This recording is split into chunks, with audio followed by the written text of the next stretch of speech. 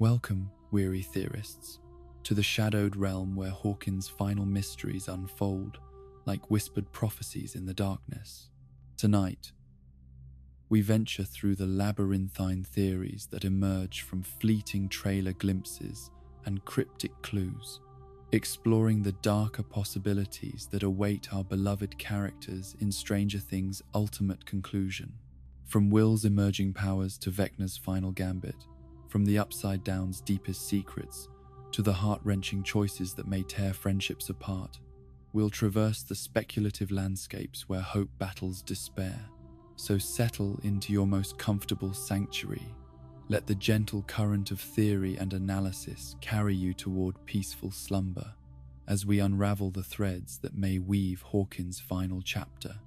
The boy who had survived the Upside Down carried within himself something far more complex than the simple innocence that his friends and family desperately hoped to preserve.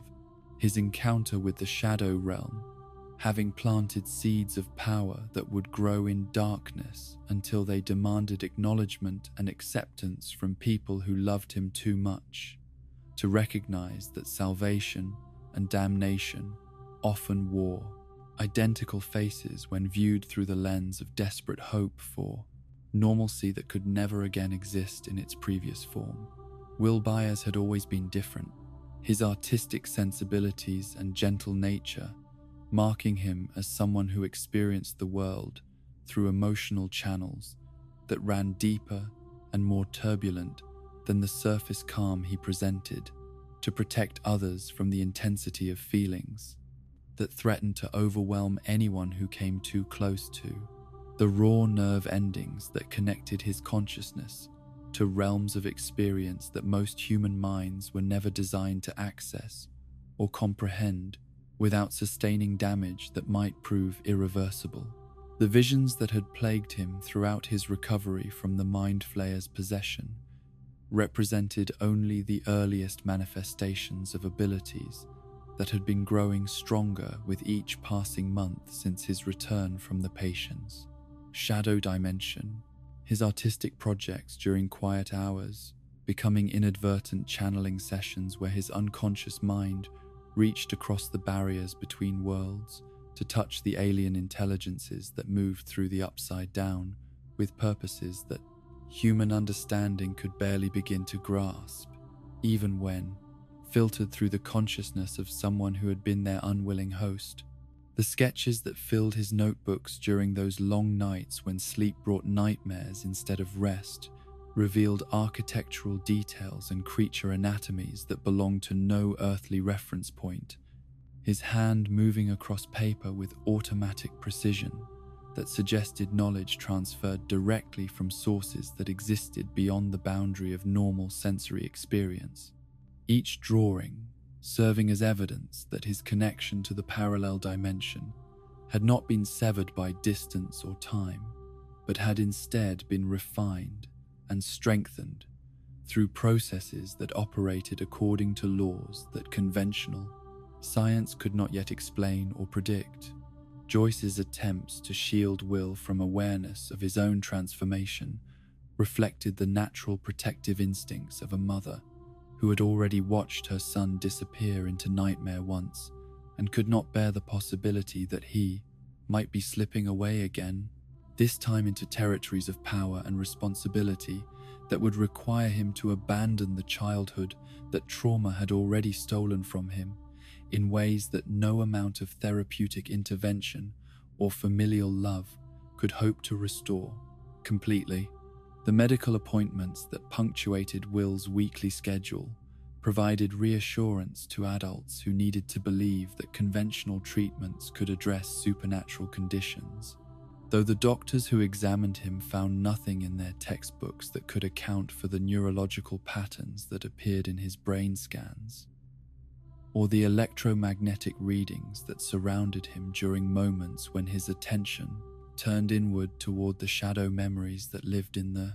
spaces between his conscious thoughts and the deeper awareness that connected him to entities whose existence challenged every assumption about the nature of reality. The basement sessions where Will worked on his paintings, became inadvertent seances where he communicated with the collective consciousness that governed the Upside Down's ecosystem, his artistic process serving as translation mechanism between human emotion and alien intelligence, each brushstroke carrying information that flowed both directions across the dimensional barrier until the distinction between his individual identity and the vast network of connected minds began to blur in ways that would have terrified him if he had possessed sufficient self-awareness to recognize what was happening to his fundamental nature. Mike Wheeler's growing recognition that his best friend was changing in ways that extended far beyond the expected effects of trauma created emotional conflicts that he lacked the vocabulary to express or the experience to resolve. His desperate desire to protect Will, competing with gradually dawning awareness that protection might require accepting rather than fighting against transformations that could either save or damn everyone they cared about, depending on how skillfully the emerging abilities were channeled toward constructive rather than destructive purposes. The connection that Will felt to creatures from the Shadow Realm manifested initially as empathy that allowed him to sense their emotional states and basic motivations, though this understanding gradually evolved into something approaching communication as his mind adapted to the alien thought patterns that governed behavior in environments where survival depended upon collective action coordinated through psychic networks that operated on frequencies just beyond the range of normal human perception. The Demogorgons that had once represented pure terror in Will's experience began to register as individuals with distinct personalities and histories rather than mindless predators. His growing ability to perceive their thoughts and memories, revealing the tragedy of creatures that had been twisted by forces beyond their control into forms that made peaceful coexistence with humans impossible, despite underlying natures that retained fragments of whatever they had been before. Their transformation into weapons of interdimensional warfare, the theoretical possibility that Will might learn to influence or even control these creatures through the psychic channels that connected him to their hive mind consciousness, presented opportunities that were simultaneously thrilling and terrifying to contemplate. The prospect of turning Vecna's own army against him balanced by the risk that such power might corrupt the gentle soul who wielded it, or attract attention from entities whose response to human interference might prove catastrophically violent. The isolation that accompanied Will's growing awareness of his abilities reflected his intuitive understanding that the people he loved most would be endangered by too much knowledge about what he was becoming. His careful concealment of the extent to which he could perceive and influence events in the parallel dimension, serving as protection for friends and family who were already struggling to process the reality of supernatural threats that operated according to rules that made conventional safety measures meaningless. The dreams that blended seamlessly into waking visions provided Will with intelligence about Vecna's activities and plans that could prove invaluable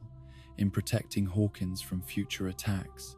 though accessing this information required him to maintain mental contact with consciousness that sought constantly to overwhelm his individual identity and absorb him completely into the collective awareness that governed all life within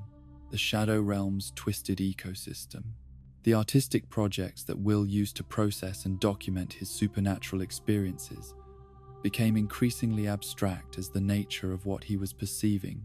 moved beyond the capacity of representational art to capture, his paintings evolving into something resembling maps of psychological territories that existed at the intersection of human emotion and alien intelligence, each canvas serving as an attempt to translate experiences that had no equivalent in normal human life.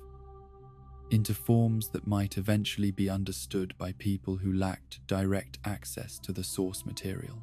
The gradual recognition that his powers might be essential to defeating Vecna created pressure that threatened to crush Will under the weight of responsibility that no teenager should be asked to bear. His understanding that the fate of his friends and family might depend upon his willingness to embrace abilities that could fundamentally alter his humanity, forcing him to confront questions about identity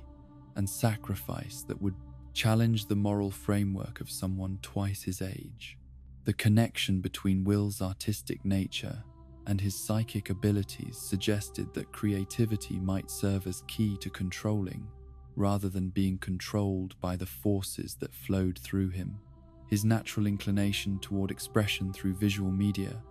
providing outlet for energies that might otherwise build to dangerous levels if suppressed or denied,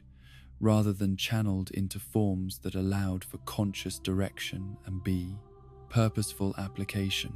The realization that his survival in the Upside Down had marked him permanently as bridge between dimensions carried implications that extended far beyond personal trauma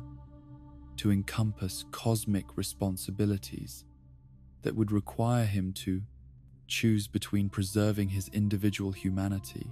and accepting transformation into something that could serve as guardian and interpreter between worlds that were destined to remain connected whether humans were prepared for that reality or not. The love that Mike felt for Will became complicated by growing awareness that protecting his friend might require encouraging rather than discouraging the development of abilities that could place him in mortal danger, while simultaneously offering the only realistic hope for permanent resolution of the supernatural threats that had already claimed too many innocent lives and would continue to do so until someone with sufficient power and knowledge took action to sever the connections that allowed evil to flow freely between parallel realities. The theoretical possibility that Will's powers might eventually surpass even Eleven's abilities in scope and precision created both hope and terror among those who understood the implications. His potential to reshape the fundamental relationship between dimensions, offering solutions to problems that had seemed insurmountable, while simultaneously raising questions about whether such power could be wielded by anyone, regardless of their moral character, without ultimately corrupting them beyond recognition or redemption. The psychological toll of maintaining dual awareness of both normal reality and the Shadow Realm's alien landscape manifested in Will through periods of dissociation that left him feeling disconnected from his physical body and the fatal immediate concerns of daily life, his consciousness sometimes drifting so far into the psychic networks that connected him to otherworldly entities that returned to ordinary human existence, felt like imprisonment in a form too limited and fragile to contain the vastness of what he had become. The growing strength of Will's connection to the Upside Down's ecosystem brought with it increasing sensitivity to the emotional states and physical conditions of creatures that inhabited that realm, their pain and fear bleeding through into his awareness during quiet moments when his mental defenses were lowered by exhaustion or distraction, creating empathy bonds that made him reluctant to support actions that might cause suffering to beings that he had learned to understand as individuals rather than monsters. The recognition that Will's transformation was irreversible forced everyone who cared about him to confront the reality that the boy they had known and loved was evolving into someone fundamentally different. His retention of core personality traits and emotional connections, providing continuity that made the changes bearable, while his growing capabilities demonstrated that human potential might extend far beyond anything that conventional understanding of consciousness and identity had previously imagined possible. The delicate balance between embracing Will's emerging abilities and preserving his essential humanity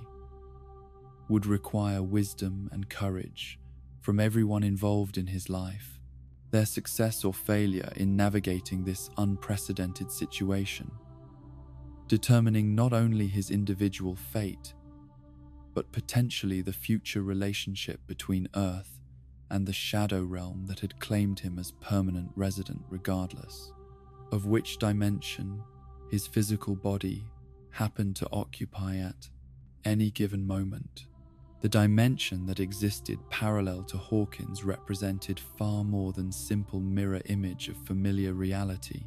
its twisted landscape serving as testament to forces that operated according to principles that challenged every assumption about the nature of existence, while demonstrating how quickly the comfortable illusions of safety and predictability could be stripped away to reveal the alien geometries that lay beneath the surface of what most people accepted as the only possible version of their world.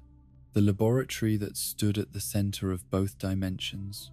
created a focal point where the boundaries between realities became permeable enough to allow passage for entities and energies that belonged properly to neither realm, its construction in the normal world having somehow established corresponding architecture in the shadow dimension that served as anchor point for influences that sought constantly to expand their territory beyond the confined spaces where they had initially been contained through scientific procedures that had never adequately considered the long-term consequences of their experimental protocols. The decay that characterized every surface and structure within the Upside Down suggested that this parallel reality existed in a state of perpetual entropy, where the natural processes of growth and renewal had been suspended or reversed, creating an environment where death and decomposition served as dominant themes, while life struggled to maintain even the most basic foothold against forces that seemed designed specifically to prevent any form of flourishing or development that might challenge the supremacy of destruction over creation. The temporal distortions that governed the flow of time within the shadow realm created conditions where past and present blended together in ways that made linear progression impossible to maintain. Events from different periods overlapping and interfering with each other until causality itself became unreliable, guide for understanding how actions in one moment might affect circumstances in another, the normal sequence of cause and effect replaced by circular patterns that looped endlessly through cycles of repetition and variation. The atmospheric conditions that prevailed throughout the Upside Down reflected the presence of substances and energies that had no equivalent in terrestrial chemistry, the very air carrying particles and vibrations that affected human physiology in ways that ranged from subtle discomfort to profound physiological disruption, breathing itself becoming act of contamination that introduced alien elements directly into the bloodstream and nervous system of anyone who spent extended time within the shadow realm's boundaries. The plant life that managed to survive in this hostile environment had evolved characteristics that bore only superficial resemblance to earthly vegetation. The vines and root systems that spread throughout the dimension, serving as neural networks that transmitted information and commands across vast distances, while maintaining direct connection to the central intelligence that coordinated all biological activity according to purposes that remained hidden from human understanding, despite extensive observation and analysis. The architecture that appeared within the shadow dimension seemed to follow the general layout and structure of buildings from the normal world, while incorporating modifications that served functions related to the alien ecosystem's requirements. Doorways and windows reshaped to accommodate creatures whose physical forms differed dramatically from human proportions, while maintaining enough familiarity to create sense of recognition that made the differences all the more unsettling for anyone who encountered them.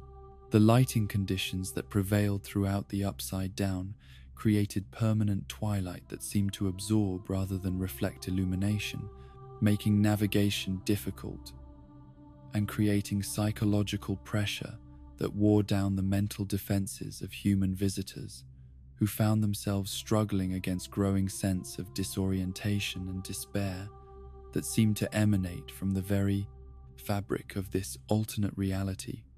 rather than arising from any specific threat or danger that could be identified and addressed through conventional means.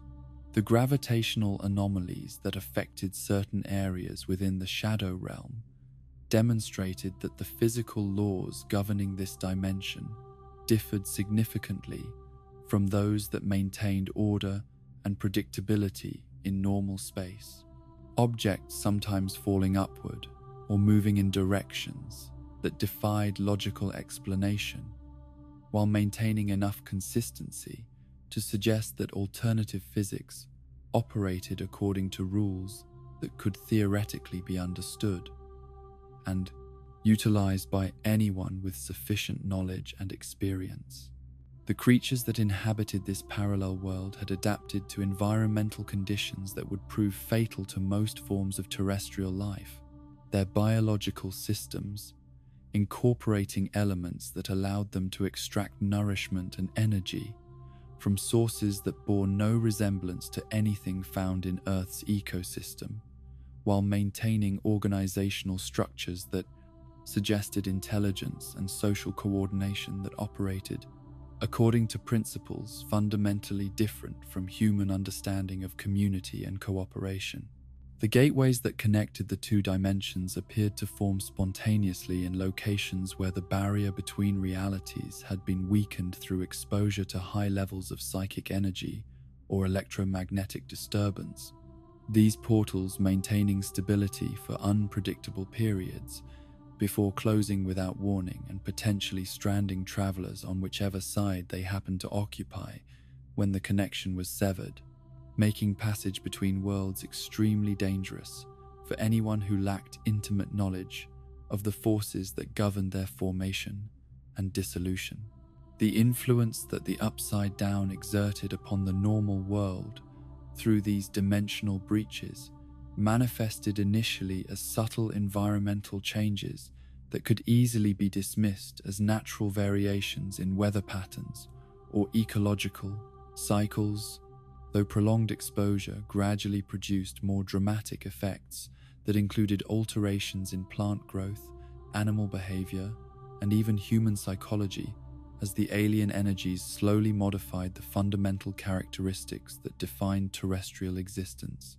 The connection between Vecna's presence and the accelerating deterioration of the shadow dimension suggested that his consciousness served as catalyst for processes that were actively destroying the structural integrity of this parallel reality, his traumatic transformation into something beyond human comprehension, apparently creating feedback loops that threatened to collapse the entire alternate world into chaotic void where nothing could survive except the raw hatred and hunger that had replaced his original identity. The Mind Flayer's relationship to the dimensional decay remained unclear, its vast intelligence seemingly capable of existing independently of the physical structures that confined other entities to specific locations within the shadow realm, though its activities appeared to be directed toward expanding the boundaries of its territory rather than preserving the environmental conditions that sustained the creatures under its influence, suggesting that its long-term goals might include the eventual consumption and replacement of both parallel dimensions with something entirely new. The scientific equipment that had been established within the laboratory during the early days of dimensional research continued to function according to unknown principles even after abandonment by human operators. Its automated systems, apparently maintaining some form of ongoing experimentation that might be responsible for the continuing expansion of the breaches that allowed increasing amounts of alien influence to leak into the normal world through processes that operated beyond any remaining human oversight or control. The electromagnetic signatures that could be detected throughout the Upside Down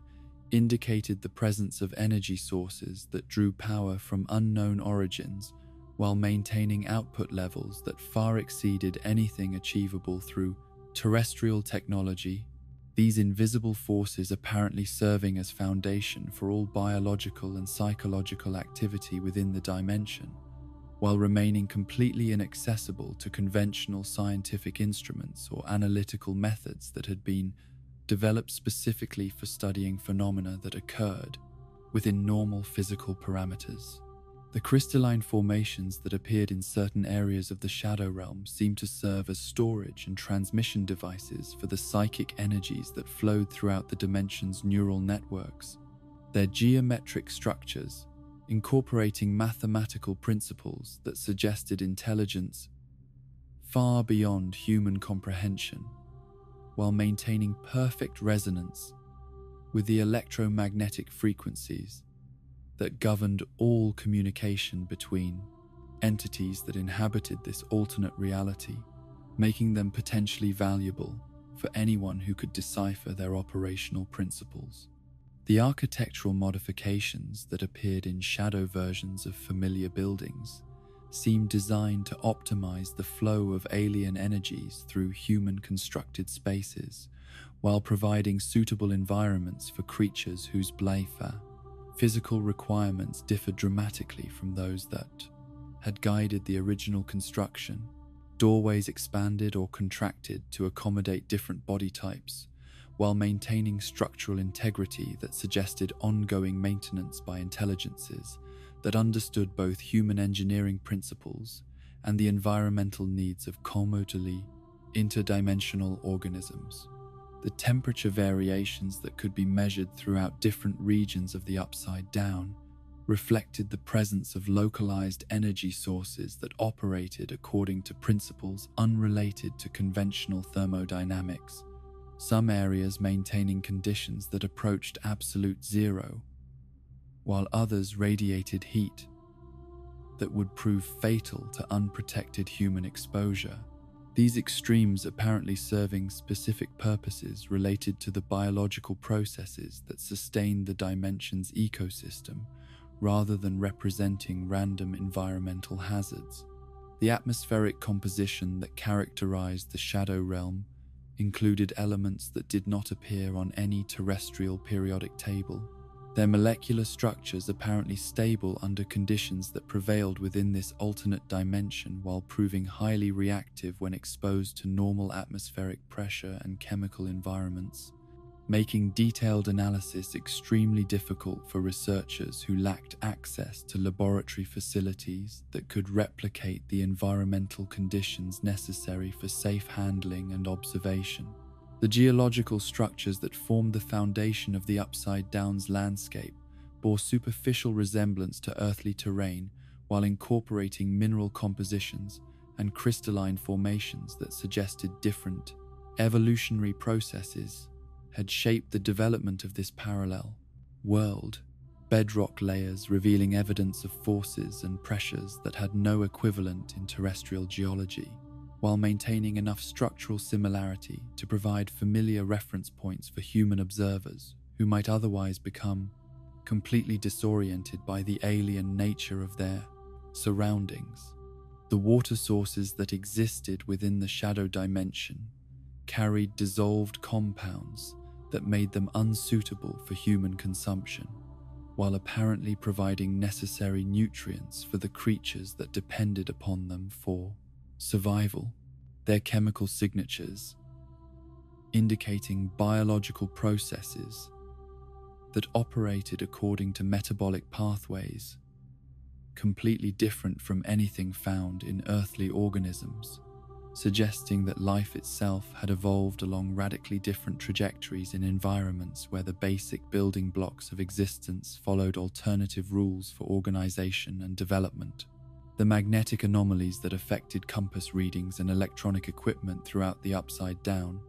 demonstrated that this dimension's relationship to fundamental forces differed significantly from normal physical constants. Navigation. requiring alternative methods that took into account the unpredictable behavior of electromagnetic fields that seemed to shift and fluctuate according to patterns that might reflect the activities of intelligences that viewed such forces as tools rather than immutable natural laws that constrained all possible forms of technological development and scientific understanding. The healing properties that some areas of the shadow realm appeared to possess seemed paradoxical given the generally hostile nature of the environment, certain locations apparently providing restorative effects for injuries and ailments that proved resistant to conventional medical treatment, while simultaneously exposing visitors to influences that might produce long-term consequences that would not become apparent until years or decades after initial exposure, making risk assessment extremely difficult for anyone attempting to weigh potential benefits against unknown dangers. The preservation effects that prevented normal decay processes from affecting organic materials within the Upside Down suggested that time itself flowed differently throughout this alternate reality, objects and substances maintaining structural integrity for periods that far exceeded their normal lifespan,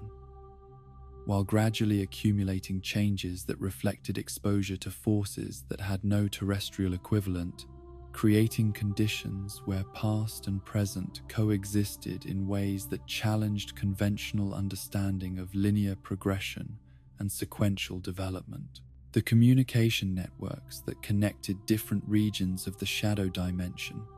apparently operated through quantum entanglement principles that allowed instantaneous transmission of information across vast distances without regard for the physical barriers that might impede conventional electromagnetic signals, making coordination of activities possible on scales that would require extensive technological infrastructure in normal space, while remaining completely invisible to outside observation except through the psychic channels that connected sensitively attuned human consciousness to the alien intelligences that maintained and utilized these networks. The creature that had once been Henry Creel existed now in the liminal space between human consciousness and cosmic horror, his transformation into Vecna representing not merely physical mutation, but fundamental alteration of everything that had once defined his relationship to reality, morality, and the basic principles that governed interaction between individual will and collective existence.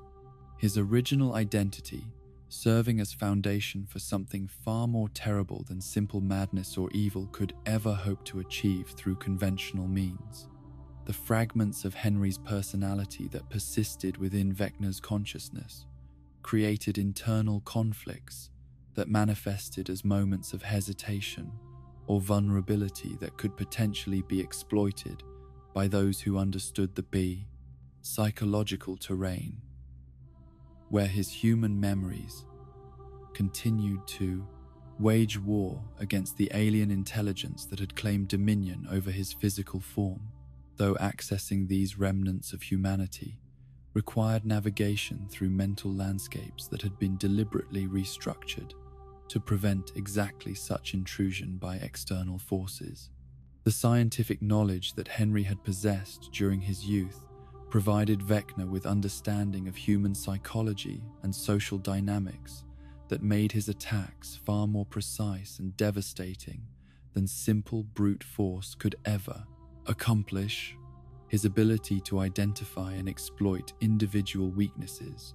reflecting methodical analysis of personality structures and traumatic experiences that allowed him to craft personalized hells that would prove more effective than generic horror in breaking down the mental defenses of specific targets.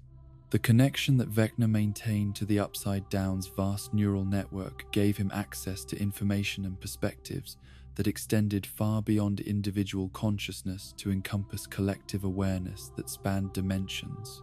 and species.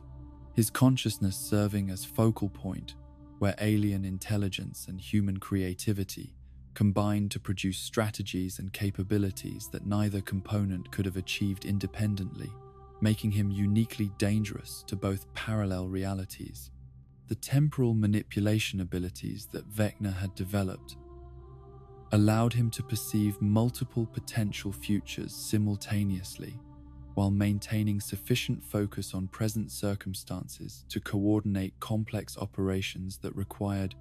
precise timing and careful orchestration of events across vast distances and extended timeframes. His strategic thinking, enhanced by literally supernatural perspective on causality and consequence that made conventional military or psychological countermeasures largely ineffective against his planning.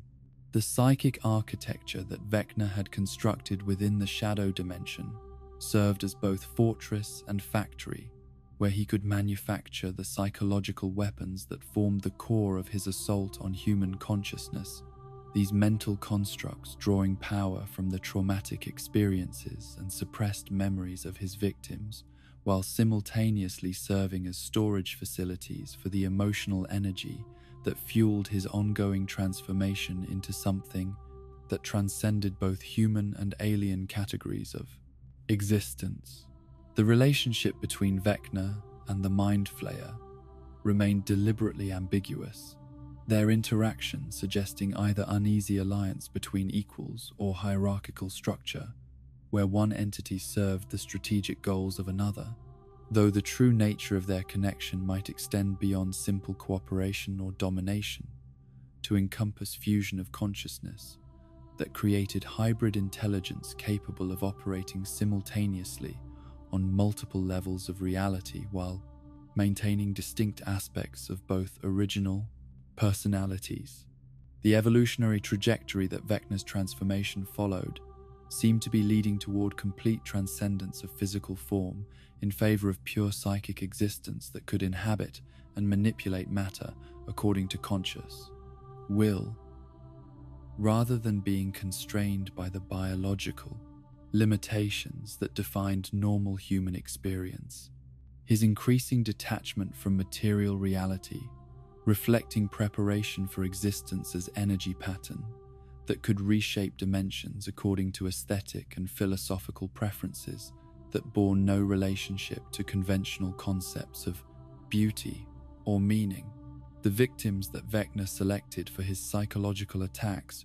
represented more than random targets or simple opportunities for feeding, their specific traumas and personality characteristics serving as ingredients in larger alchemical process that transformed individual suffering into collective power that enhanced his ability to influence reality on increasingly vast scales,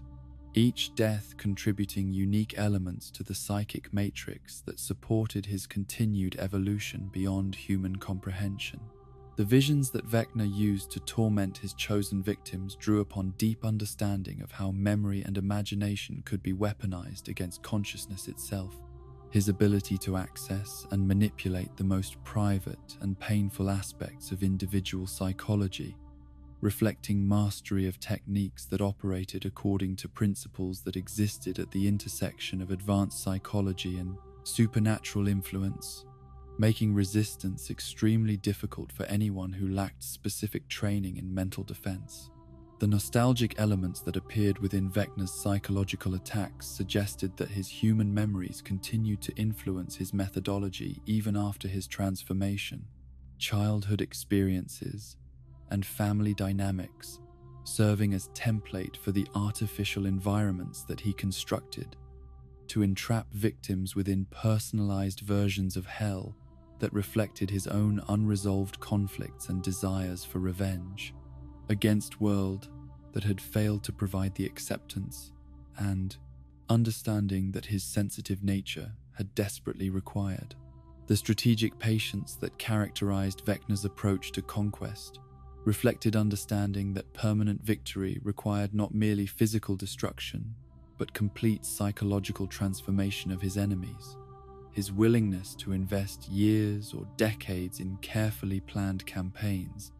demonstrating that his consciousness operated according to temporal frameworks that extended far beyond normal human attention spans, while maintaining focus on ultimate objectives that transcended immediate gratification or reactive violence. The artistic sensibilities that Henry had possessed during his youth found expression through Vecna's creation of elaborate psychological scenarios that demonstrated aesthetic appreciation for symmetry and dramatic irony, his attacks often incorporating elements of poetic justice or thematic resonance that suggested ongoing influence of creative intelligence that had been perverted rather than destroyed by his transformation into something that existed beyond conventional categories of good and evil. The empathic abilities that had once allowed Henry to understand and connect with other people had been inverted through his transformation into tools for exploitation and manipulation. His supernatural sensitivity to emotional states and psychological vulnerabilities, enabling him to craft attacks that struck at precisely those aspects of individual personality that were most essential to maintaining coherent sense of identity and purpose, making recovery from his influence extremely difficult even for survivors. The family dynamics that had shaped Henry's original personality continued to influence Vecna's behavior patterns, his interactions with victims often reflecting distorted versions of parental authority and sibling rivalry that suggested unresolved psychological conflicts from his human existence, had become magnified and weaponized through his supernatural abilities, creating situations where personal history and cosmic horror intersected in ways that made his attacks simultaneously intimate and alien. The laboratory experiences that had facilitated Henry's initial transformation provided him with detailed understanding of how psychic abilities could be developed and enhanced through systematic training and controlled exposure to stressful conditions. His knowledge of these techniques allowing him to accelerate the development of supernatural capabilities in other individuals, while simultaneously ensuring that their loyalty and obedience could be maintained through psychological conditioning that operated below the threshold of conscious awareness. The connection that Vecna maintained to other dimensions suggested that his consciousness had access to information and resources that existed beyond the boundaries of both normal reality and the upside down, his abilities potentially drawing upon forces and intelligences that had never been directly observed or documented by human science, while remaining capable of manifesting their influence through his physical form and psychic presence in ways that could affect both parallel realities. The philosophical framework that governed Vecna's understanding of existence seemed to be based upon principles that rejected fundamental assumptions about the value of individual consciousness and the importance of preserving life and beauty, in favor of cosmological perspectives that viewed destruction and suffering as necessary components of universal evolution towards states of being that transcended current limitations of matter and energy, making negotiation or compromise with his objectives essentially impossible. The technological integration that Vecna had achieved between supernatural abilities and conventional scientific equipment demonstrated his understanding of how psychic phenomena could be amplified and directed through mechanical interfaces, his modifications to laboratory equipment, creating hybrid systems that operated according to principles that combined quantum physics with consciousness research in ways that produced capabilities that neither approach could achieve independently. The recruitment strategies that Vecna employed to expand his influence often involved identifying individuals whose traumatic experiences and psychological vulnerabilities made them susceptible to offers of power and purpose that seemed to provide meaning and direction for lives that had been devastated by circumstances beyond their control. His ability to present himself as solution rather than threat-making detection, and prevention of his influence extremely challenging for protective agencies. The ritualistic elements that appeared in Vecna's methodology suggested that his consciousness had been influenced by exposure to forms of alien intelligence that operated according to ceremonial principles where symbolic actions and archetypal patterns served as mechanisms for manipulating reality through collective psychological processes. His attacks, often incorporating elements of religious or mythological significance that resonated with deep structures of human consciousness in ways that bypassed rational analysis. The environmental modifications that Vecna could produce through concentrated psychic effort demonstrated his ability to reshape physical reality according to conscious will, while maintaining enough stability to support complex biological processes. His creation of specialized habitats for dimensional creatures, suggesting understanding of ecological principles that extended far beyond terrestrial biology to encompass forms of life that had evolved under completely different environmental conditions. The regenerative capabilities that allowed Vecna to recover from severe physical damage reflected his transition toward existence as pattern of organized energy that could reconstruct material form as needed while maintaining continuity, consciousness, and memory across multiple incarnations. His apparent immortality, representing not supernatural blessing but logical consequence of evolution beyond biological limitations that normally define the lifespan and capabilities of organic beings. The collective consciousness interface that Vecna had developed allowed him to coordinate the activities of thousands of individual creatures while maintaining awareness of local conditions and immediate tactical requirements throughout his territory. His management of this vast network demonstrating organizational abilities that exceeded anything achievable through conventional command structures, while remaining responsive to changing circumstances that required rapid adaptation and strategic flexibility. The psychological warfare techniques that formed the core of Vecna's offensive capabilities drew upon advanced understanding of how individual identity could be destabilized through carefully orchestrated exposure to contradictory information and traumatic memories. His ability to create cognitive dissonance and emotional chaos in his victims, reflecting mastery of principles that existed at the intersection of military strategy and therapeutic psychology, making conventional defensive measures largely ineffective against his influence. The ultimate objectives that drove Vecna's activities remained partially hidden, even from his own conscious awareness. His transformation having occurred through processes that operated according to evolutionary pressures and cosmic imperatives that extended far beyond personal revenge or individual psychology to encompass fundamental changes in the relationship between consciousness and reality that would affect both dimensions and all forms of life that inhabited them, making his defeat potentially impossible through conventional means.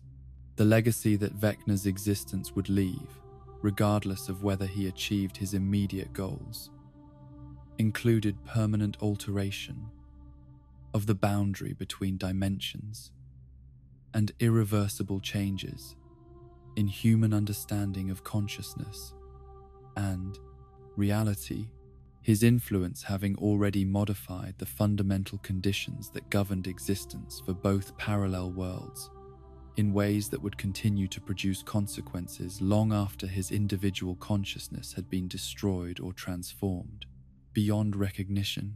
the girl who had been stolen from childhood and transformed into weapon carried within herself the accumulated weight of every battle fought and every sacrifice demanded by circumstances that had never offered her the luxury of choice,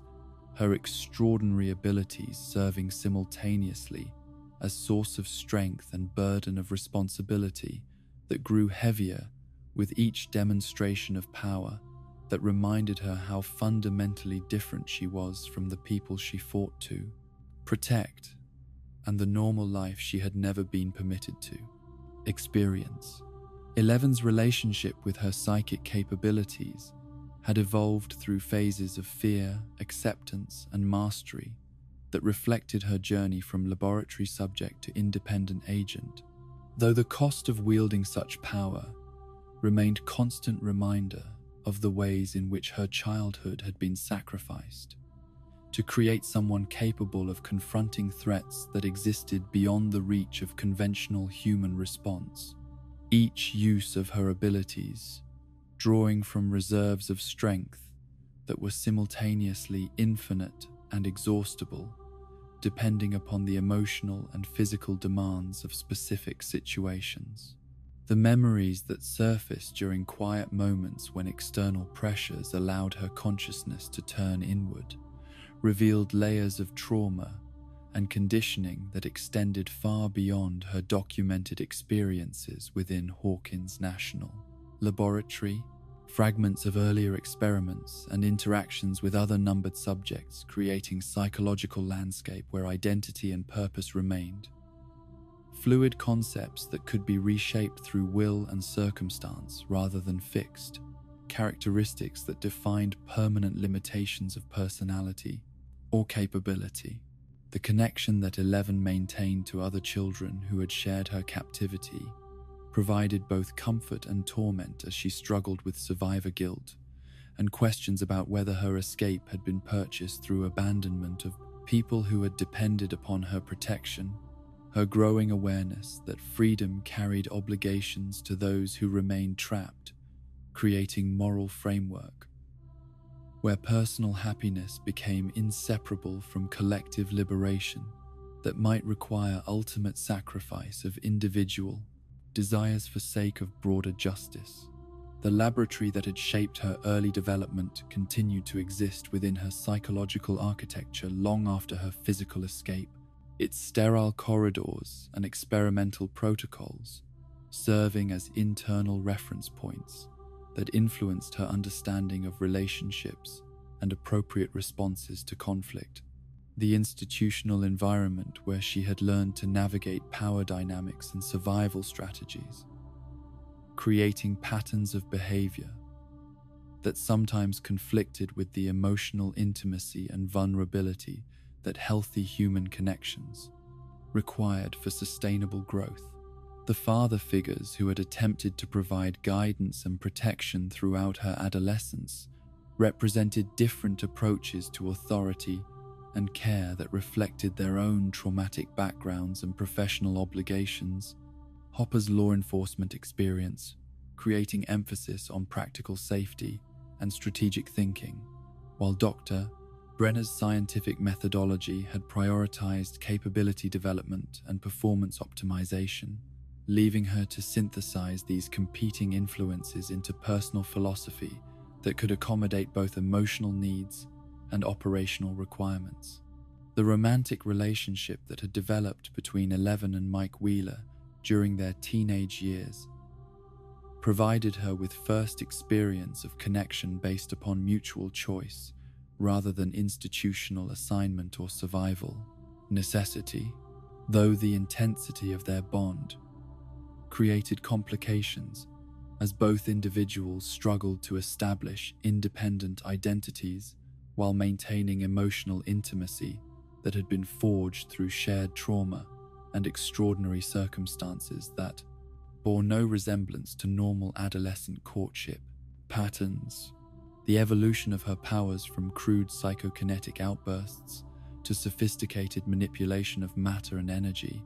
demonstrated her growing understanding of how consciousness could interface with physical reality through mechanisms that operated according to principles beyond conventional scientific explanation. Her abilities, apparently drawing upon quantum field interactions that allowed directed intention to produce measurable effects on molecular structures and electromagnetic phenomena within localized areas of influence. The psychological toll of constant supernatural warfare manifested in 11 through periods of dissociation and emotional numbness that served as protective mechanisms against trauma accumulation, while simultaneously creating distance from relationships and experiences that might have provided healing and growth opportunities. Her consciousness sometimes retreating so far from immediate circumstances that return to normal awareness required deliberate effort and external support from people who understood the nature of her internal struggles. The questions about identity that plagued Eleven's attempts to establish normal teenage existence reflected deeper uncertainties about whether someone created and trained as weapon could ever successfully transition to civilian life. Her lack of conventional socialization and educational background, creating gaps in cultural knowledge and social skills that made navigation of ordinary interpersonal situations more challenging than confronting interdimensional monsters whose motivations and capabilities could be analyzed through strategic frameworks she had mastered through necessity. The sensory deprivation techniques that enhanced her psychic abilities required her to deliberately disconnect from physical reality in ways that carried risks of permanent psychological damage if maintained for extended periods. The liminal state between consciousness and unconsciousness, where her powers achieved maximum effectiveness, representing territory where individual identity could be lost or fragmented beyond recovery, making each use of enhanced abilities gamble with fundamental aspects of selfhood that could never be fully protected or guaranteed. The ethical framework that governed Eleven's use of her abilities reflected attempts to balance utilitarian calculations about greatest good against personal moral intuitions, about appropriate responses to violence and threat. Her decisions about when and how to employ lethal force, drawing upon limited life experience and emotional development that had been shaped primarily by extreme circumstances where subtle distinctions between justified and excessive response often proved irrelevant to immediate survival requirements. The relationship between Eleven's powers and her emotional state created feedback loops where psychological distress could amplify her abilities while simultaneously draining her physical and mental resources. Angry or fearful reactions, producing psychokinetic effects that exceeded conscious control while requiring recovery periods that left her vulnerable to attacks from enemies who understood how to exploit the connection between her supernatural capabilities and underlying psychological vulnerabilities. The isolation that accompanied Eleven's unique status as only known survivor of the laboratory program created loneliness that penetrated beyond normal human experience to encompass existential solitude of being literally the only person in the world who possessed her specific combination of abilities and memories. Her attempts to form meaningful connections with others, inevitably complicated by awareness that no one else could truly understand the nature of her experiences or the responsibilities that accompanied her extraordinary capabilities. The future possibilities that stretched before 11 ranged from scenarios where her powers continued to grow until they transcended human limitations entirely to outcomes where the physical and psychological costs of wielding such abilities eventually destroyed her capacity for normal human experience. Her awareness of these potential trajectories, creating anxiety about long-term consequences that competed with immediate obligations to use her gifts for protection of people and communities that depended upon her intervention. The government agencies that maintained interest in her capabilities represented ongoing threat to the independence and normal life that she desperately wanted to achieve. Their persistent attempts to recruit or control her serving as reminder that society viewed her primarily as resource to be utilized, rather than individual deserving of self-determination and privacy.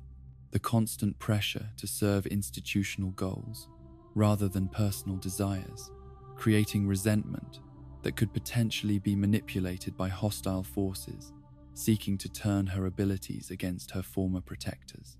The scientific research that could potentially unlock the mechanisms underlying her psychic abilities carried both promise and danger, as increased understanding might lead to development of countermeasures or replication techniques that could eliminate her strategic advantages while simultaneously providing insights that might enhance her capabilities or reduce the physical costs of using them, making cooperation with legitimate researchers risky proposition that required careful evaluation of motives and long-term consequences. The family connections that Eleven had established with people who cared about her welfare rather than her abilities provided emotional anchoring that helped maintain psychological stability during periods of intense stress. Though her protective instincts toward these relationships sometimes created conflicts between personal desires for normal family life and professional obligations to confront supernatural threats that could endanger anyone who remained too close to someone who attracted such dangerous attention. The training regimens that could potentially enhance her control and efficiency remained largely unexplored territory due to lack of qualified instructors and ethical concerns about pushing already dangerous abilities toward higher levels of development. Her self-directed experimentation with technique and application proceeding cautiously through trial and error methods that carried risks of accidental harm to herself or others, while offering only limited opportunities for systematic improvement and skill refinement. The cultural integration challenges that Eleven faced when attempting to participate in normal social activities reflected her lack of shared references and common experiences with peers whose childhoods had followed conventional patterns. Her efforts to understand humor, fashion, entertainment, and relationship dynamics, requiring conscious study of behaviors that most teenagers absorbed naturally through years of observation and participation in age-appropriate social contexts. The sleep disturbances that resulted from psychic sensitivity to interdimensional influences created chronic fatigue that affected her physical health and emotional stability, while simultaneously providing early warning system for supernatural threats that might otherwise remain undetected until direct confrontation became unavoidable, her dreams serving as intelligence-gathering mechanism that operated according to principles she did not fully understand or control. The philosophical questions about the nature of consciousness and individual agency that arose from her experiences with psychic phenomena challenged conventional assumptions about free will and determinism, while providing unique perspective on relationship between mind and matter that could potentially revolutionize human understanding of reality. Though the personal costs of serving as bridge between different levels of existence made such intellectual contributions secondary to immediate concerns about survival and protection of loved ones, the legacy that Eleven's existence would leave regardless of her individual fate included permanent expansion of human knowledge about consciousness and extraordinary capabilities, while serving as proof that individual determination and moral courage could overcome institutional abuse and systematic dehumanization. Her journey from laboratory subject to independent agent, providing inspiration for anyone who struggled against circumstances that seemed designed to eliminate hope and agency. The potential for redemption and healing that remained available, despite the severity of her traumatic experiences, demonstrated resilience of human spirit and capacity for growth that transcended even the most extreme forms of psychological damage. Her continuing development of empathy and connection, offering evidence that love and community could provide foundations for recovery that no amount of scientific manipulation or institutional control could permanently destroy. The ultimate choice that Eleven would face between preserving her individual humanity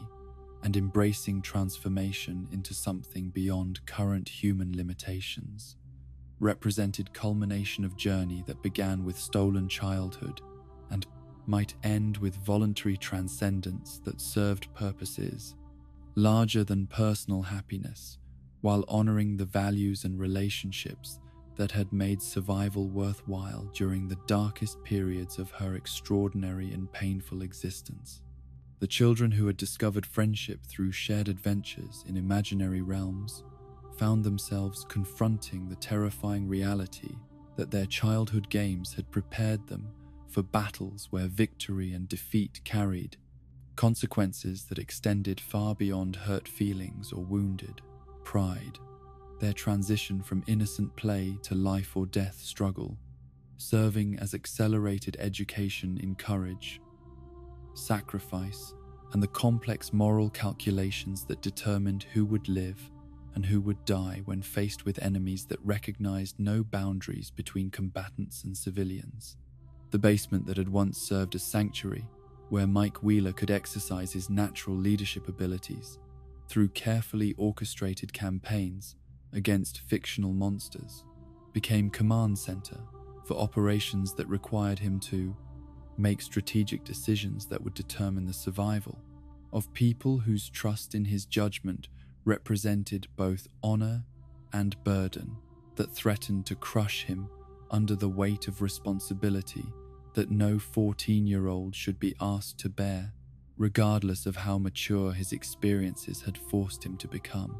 The Dungeons and Dragons campaigns that had provided framework for understanding heroism and moral choice through simplified scenarios where good and evil remained clearly distinguishable, evolved into philosophical preparation for situations where the distinction between heroic action and necessary compromise became blurred beyond recognition,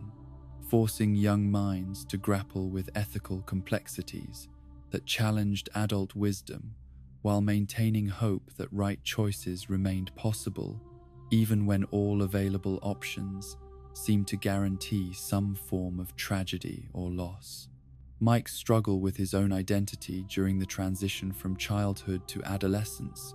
became complicated by external pressures that demanded he assume adult responsibilities while simultaneously dealing with internal conflicts about sexuality, loyalty, and the nature of love that his sheltered suburban upbringing had never prepared him to navigate. His attempts to maintain leadership role within the group, creating tension with personal needs that remained largely unacknowledged, even within his own consciousness. The friendship between Mike and Will that had provided emotional foundation for both boys throughout their childhood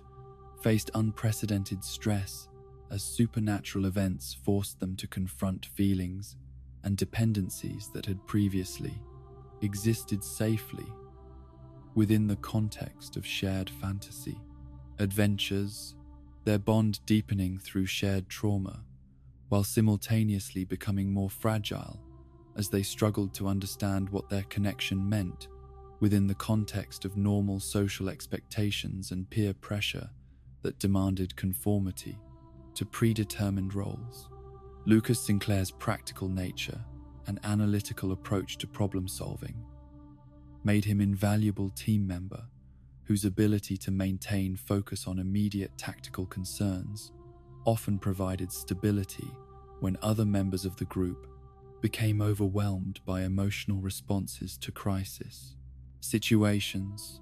Though his tendency towards skepticism and logical analysis sometimes created conflicts with friends whose decisions were guided more by intuition and emotional attachment than systematic evaluation of available options and probable outcomes, the relationship between Lucas and Max Mayfield demonstrated how romantic connections could develop even under extreme circumstances, where survival took precedence over normal courtship rituals.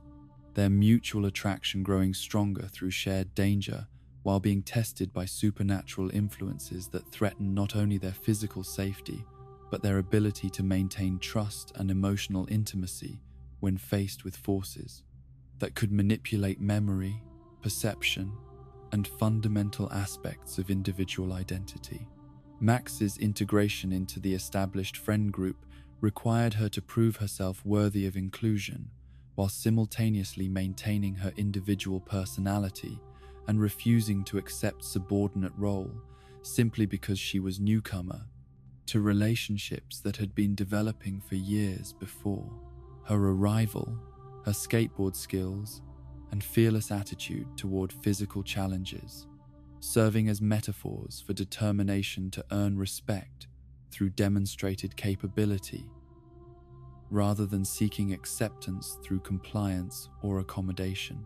The grief that consumed Max following Billy's death created psychological vulnerability that made her attractive target for Vecna's psychological attacks, while simultaneously providing her with motivation to fight against despair and isolation that might otherwise have overwhelmed someone.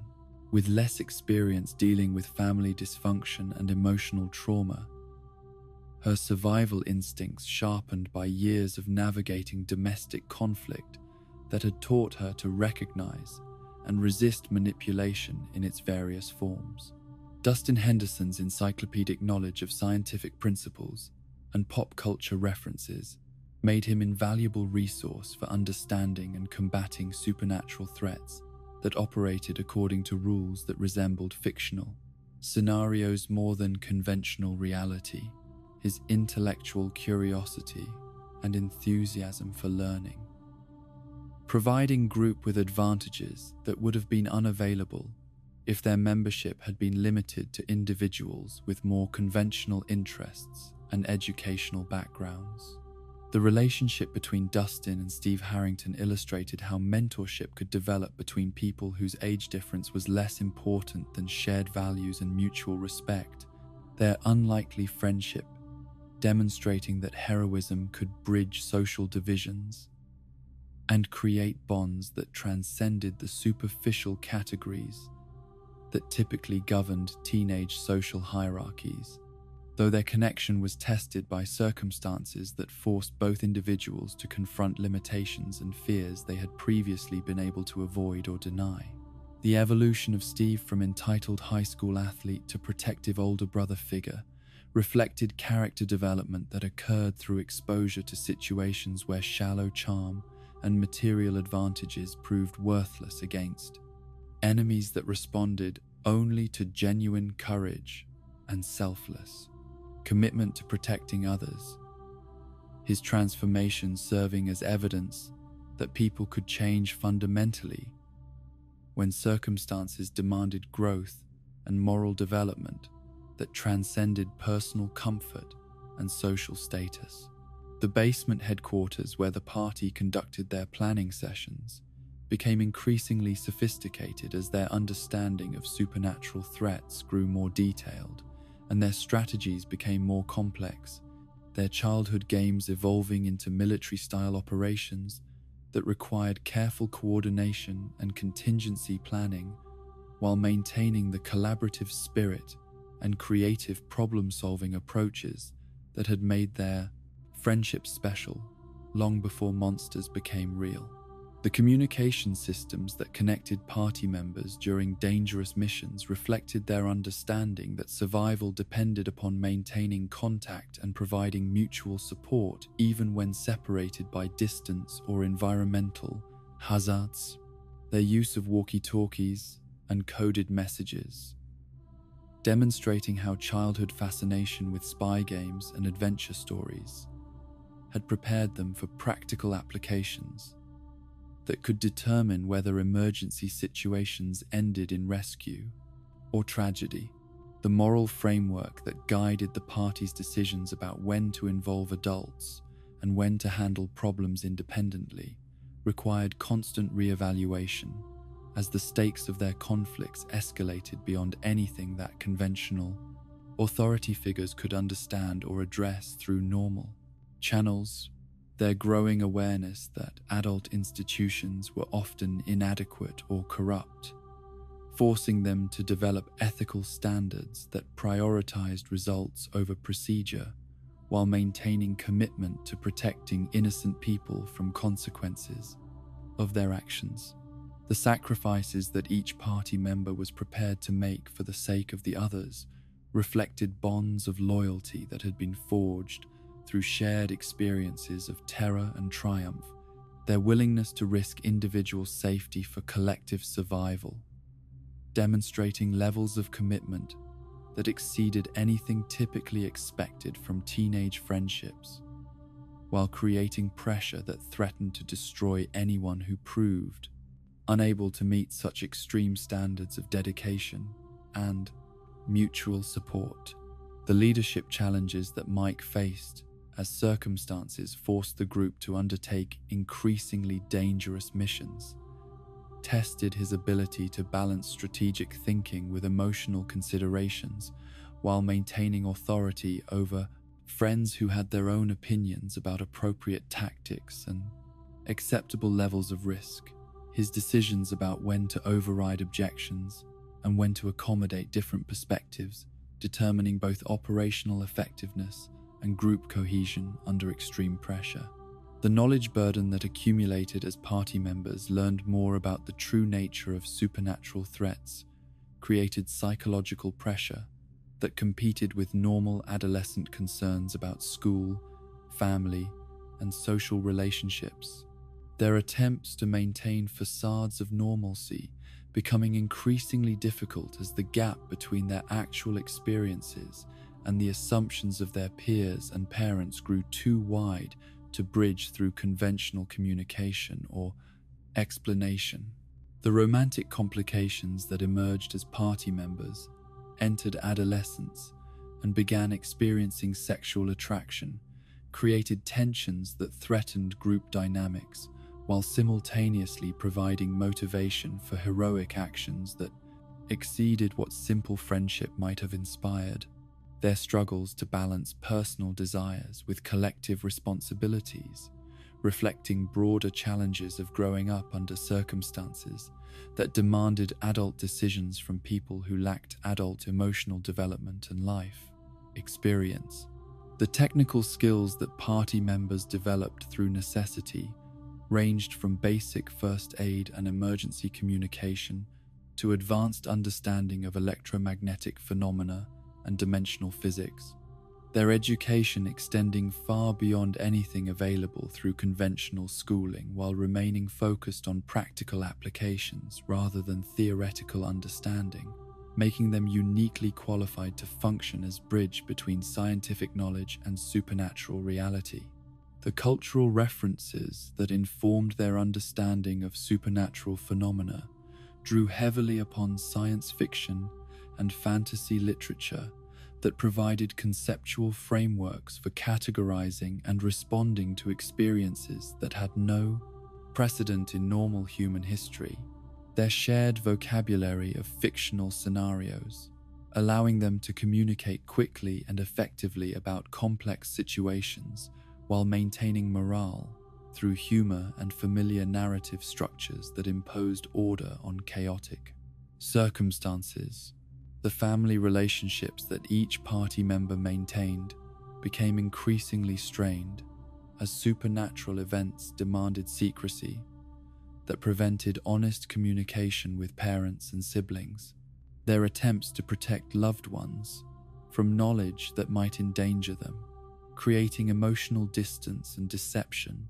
that conflicted with values about honesty and trust that had been central to their upbringing and personal development, before monsters made lying necessary for survival.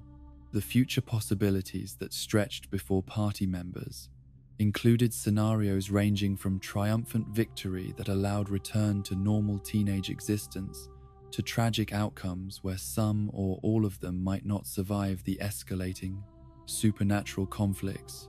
Their awareness of mortality and impermanence,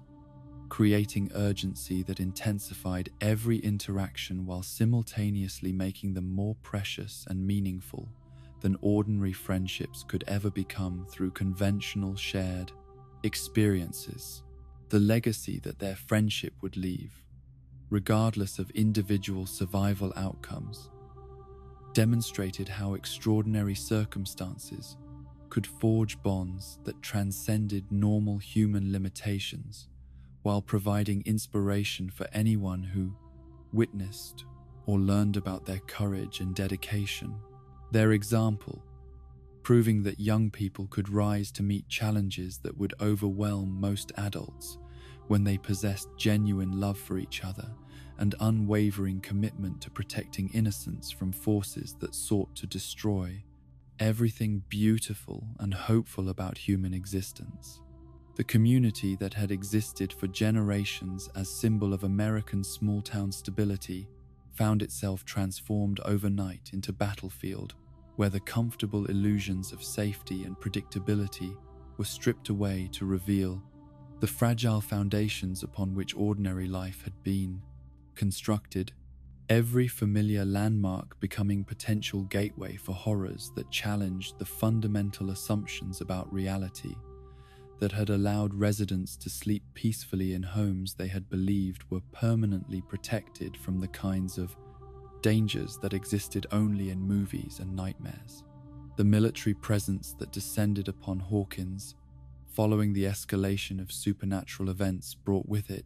institutional machinery designed to contain and control information that threatened national security interests. Though the soldiers and officials who implemented these protocols possessed no adequate understanding of forces they were attempting to manage through conventional methods that had been developed for dealing with human threats rather than interdimensional entities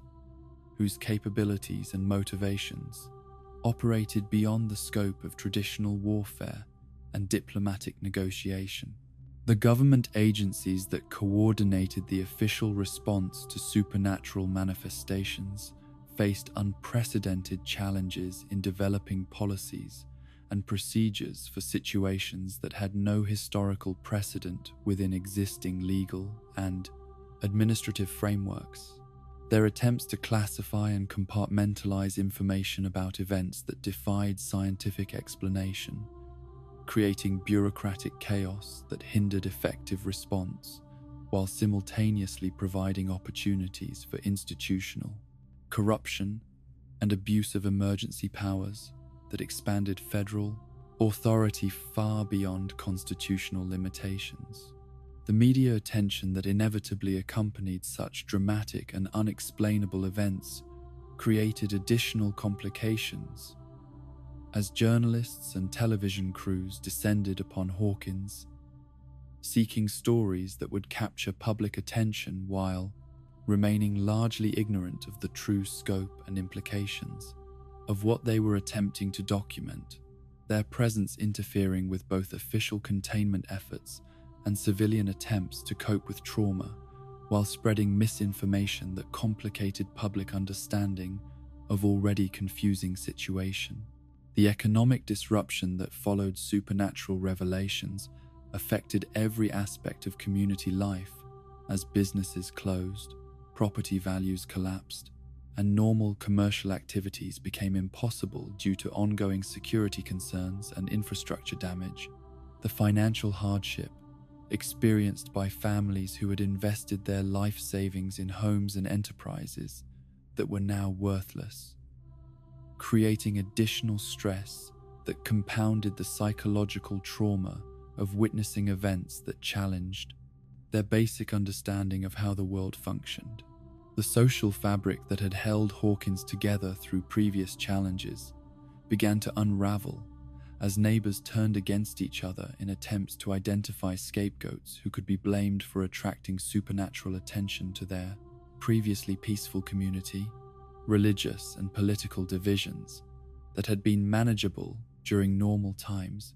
becoming sources of violent conflict when combined with fear and desperation that made rational discussion impossible among people whose worldviews had been fundamentally shattered.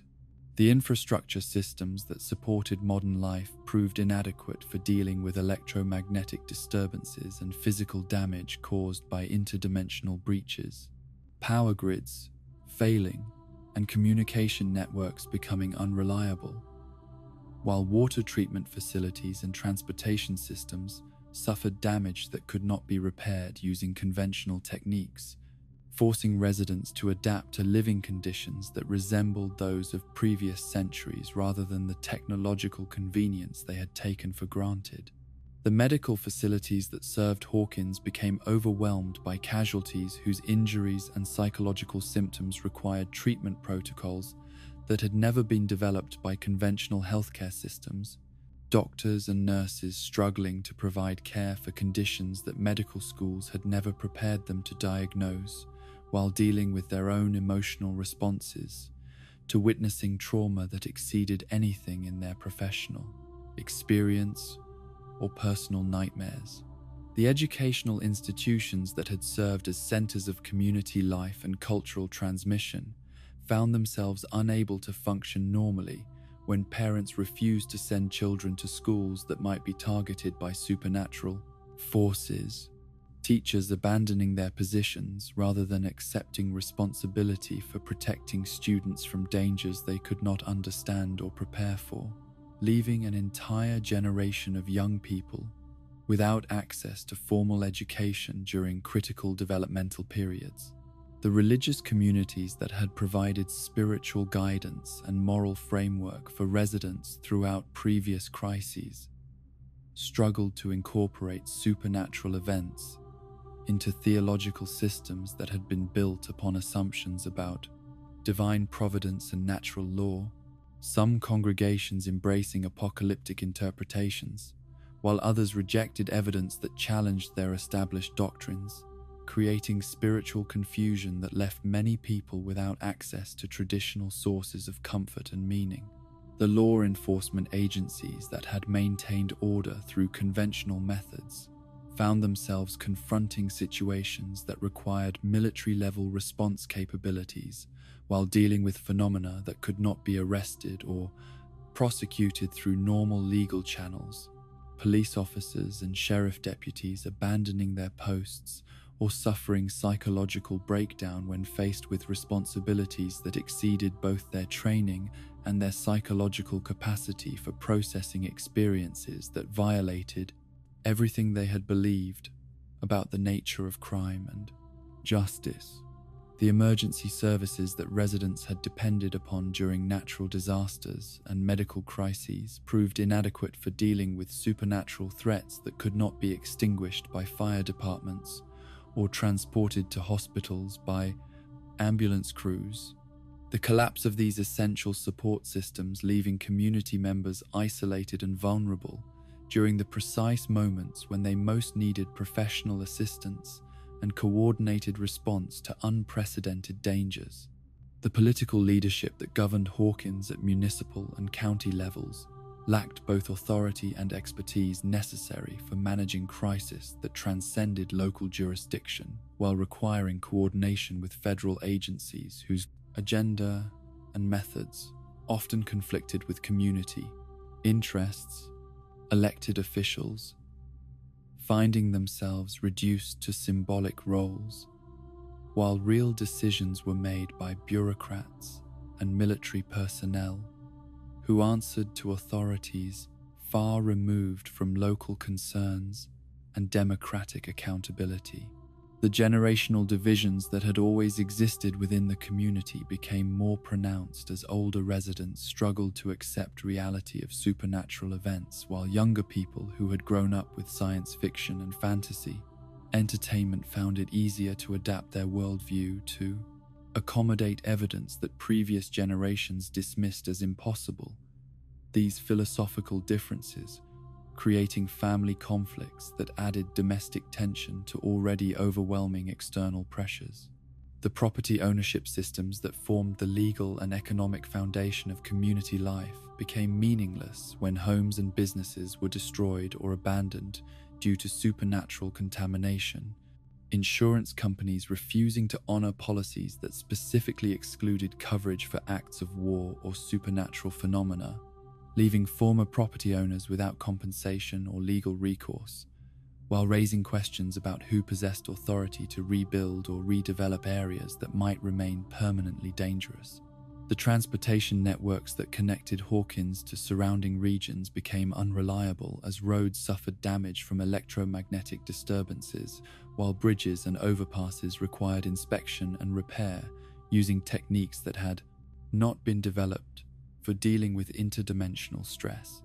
Factors: the isolation that resulted from reduced mobility, adding to psychological pressure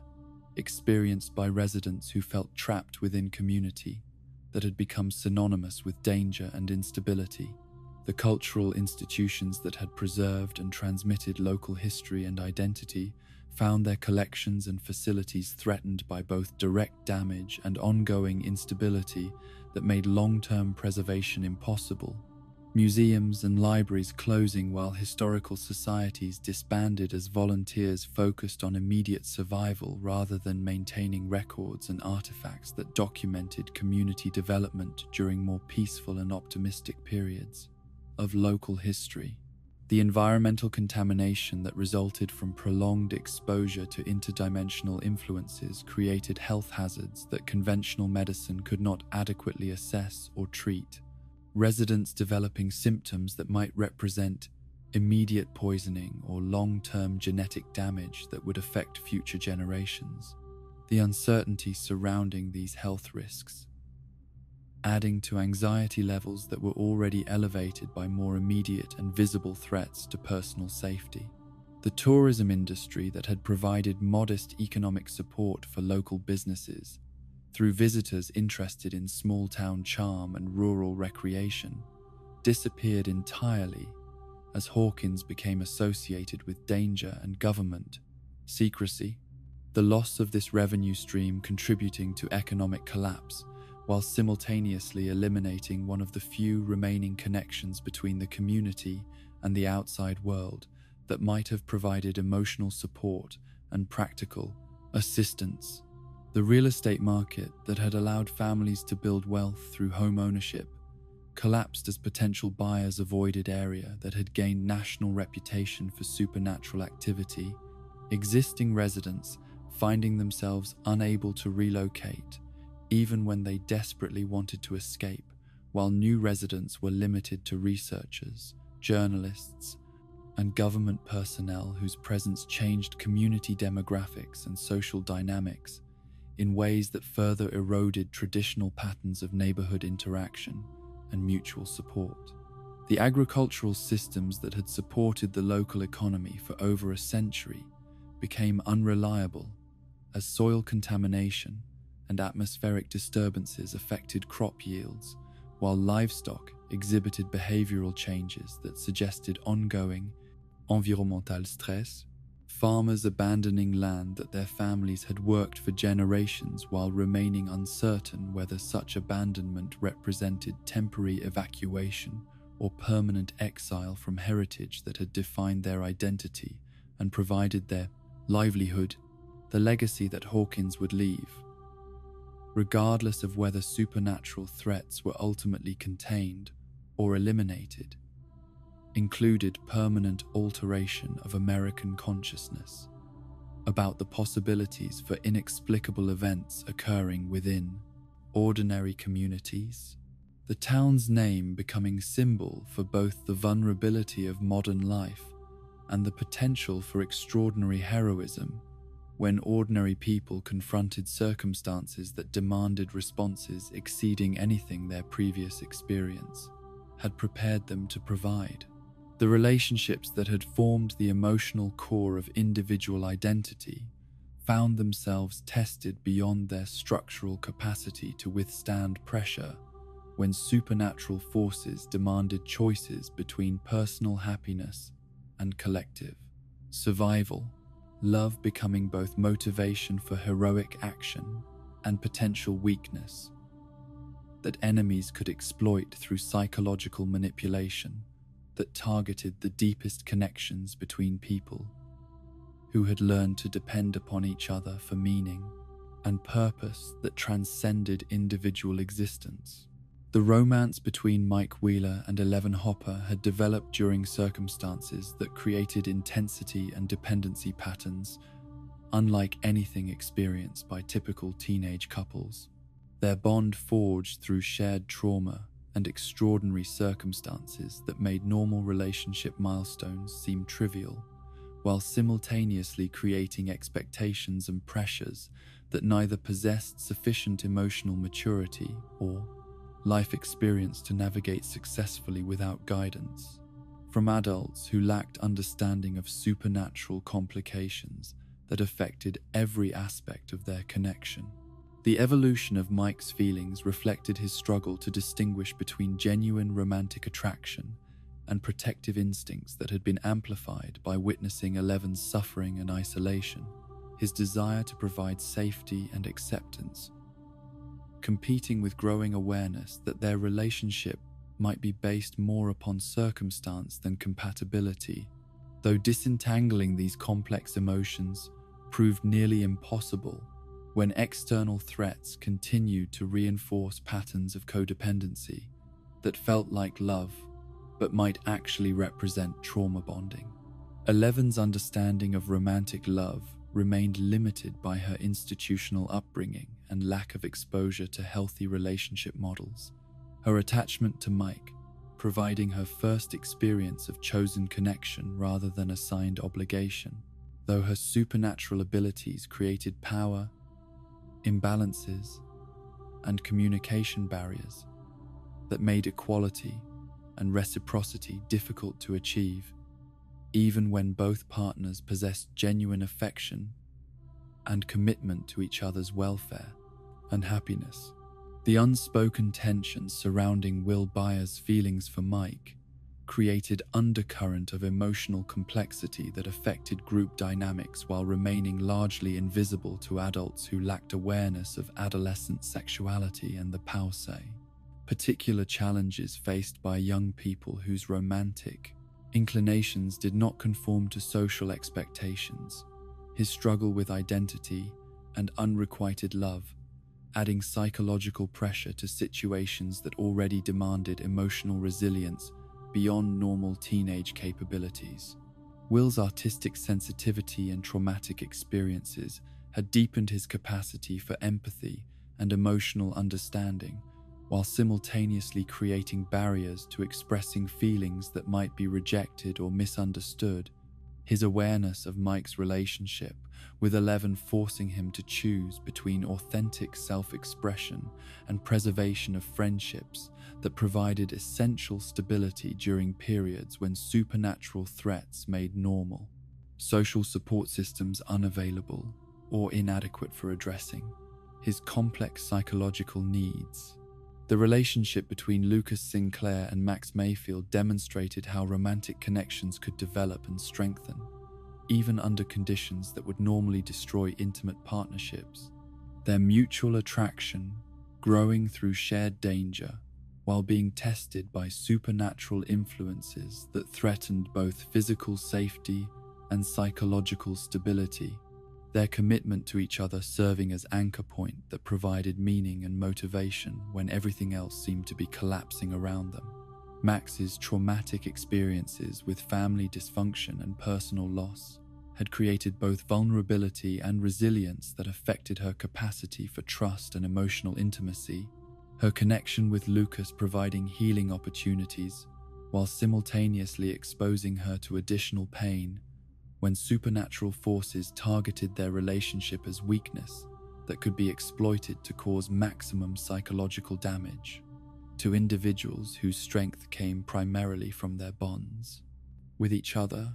Lucas's practical nature and analytical approach to problem solving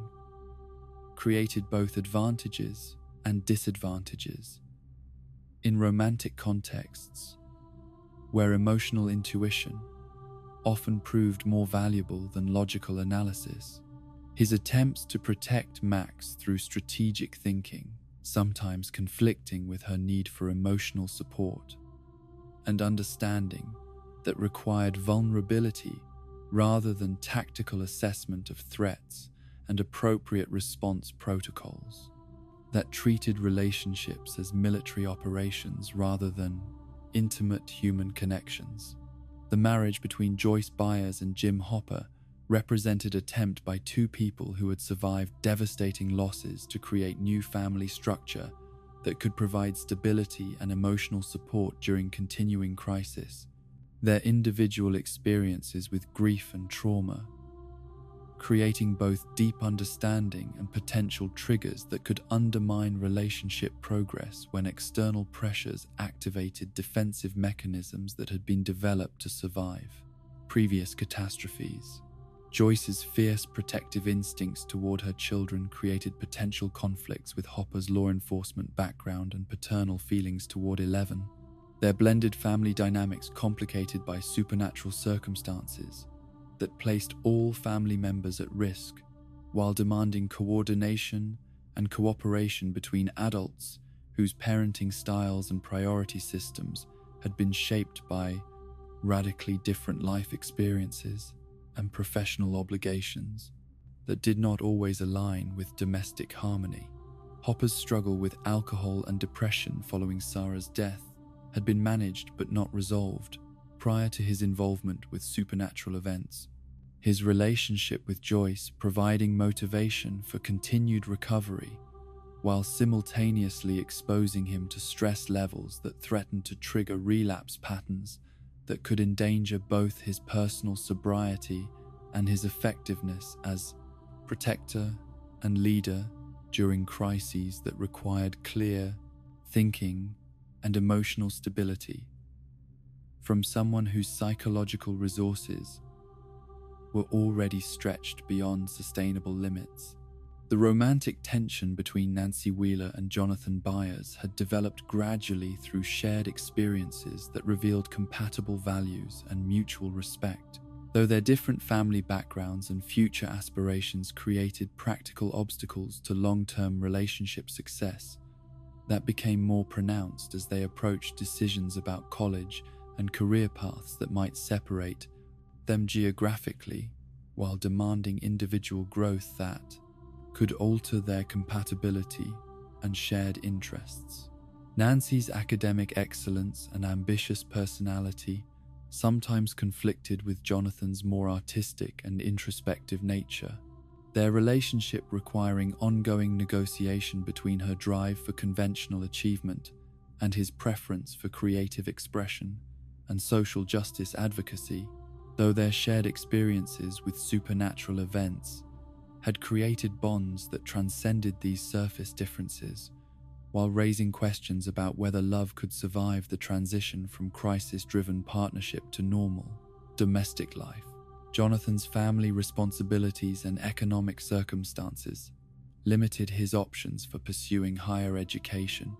or career advancement that might have made him more suitable partner for someone with Nancy's background and aspirations. His awareness of these practical limitations, creating insecurity that affected his ability to commit fully to relationship that might ultimately require him to choose between personal happiness and obligations to mother and brother who depended upon his support and presence. The complicated dynamics between Nancy Wheeler and Steve Harrington reflected their evolution from superficial attraction based on social status to deeper understanding and mutual respect that developed after their romantic relationship had ended, their continued friendship demonstrating possibility for maintaining positive connections with former partners, while avoiding emotional complications that might interfere with new relationships or personal growth opportunities. Steve's transformation from entitled athlete to protective mentor figure had been influenced partly by his relationship with Nancy and his desire to become worthy of her respect, though his continued development occurred primarily through his connections with younger members of their group rather than romantic partnerships. His focus shifting from seeking validation through romantic conquest to finding meaning through service and protection of people who needed his strength and courage. The relationship between Robin Buckley and Vicky represented exploration of identity and connection that occurred under circumstances where normal teenage dating rituals were overshadowed by life-threatening supernatural events. Their romantic development complicated by social expectations and potential persecution that made authentic self-expression dangerous, while supernatural crises created urgency that accelerated emotional intimacy beyond normal progression patterns. Robin's struggle with sexual identity in conservative small-town environment created internal conflicts that affected her ability to pursue romantic relationships openly, while her intelligence and wit provided coping mechanisms that sometimes masked deeper emotional needs for acceptance and understanding from people who could appreciate her authentic self, rather than carefully constructed public persona designed to avoid social persecution or family disappointment. The parental relationships that provided foundation for younger characters' understanding of love and commitment were themselves strained by supernatural events that demanded secrecy and created communication barriers between family members who needed mutual support but lacked shared vocabulary for discussing experiences that exceeded normal human comprehension. These generational divides adding stress to family systems that were already struggling with adolescent development and economic pressures.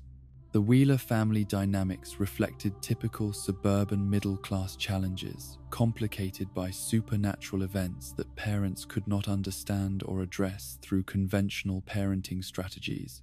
Ted and Karen's marriage representing both stability and emotional distance that influenced their children's expectations about relationships, while providing neither adequate preparation for extraordinary circumstances nor sufficient flexibility to adapt when normal family routines became impossible to maintain. The friendship networks that supported romantic relationships became increasingly important, as supernatural events isolated the core group from broader social connections. Their mutual dependence, creating both strength and vulnerability, as the loss of any individual member would affect not only their romantic partner, but the entire support system that had developed to help everyone survive circumstances that exceeded individual capacity for resilience and problem-solving. The future possibilities for romantic relationships remained uncertain as supernatural threats continued to evolve and escalate, characters forced to balance immediate survival needs with long-term relationship goals, while recognizing that their extraordinary experiences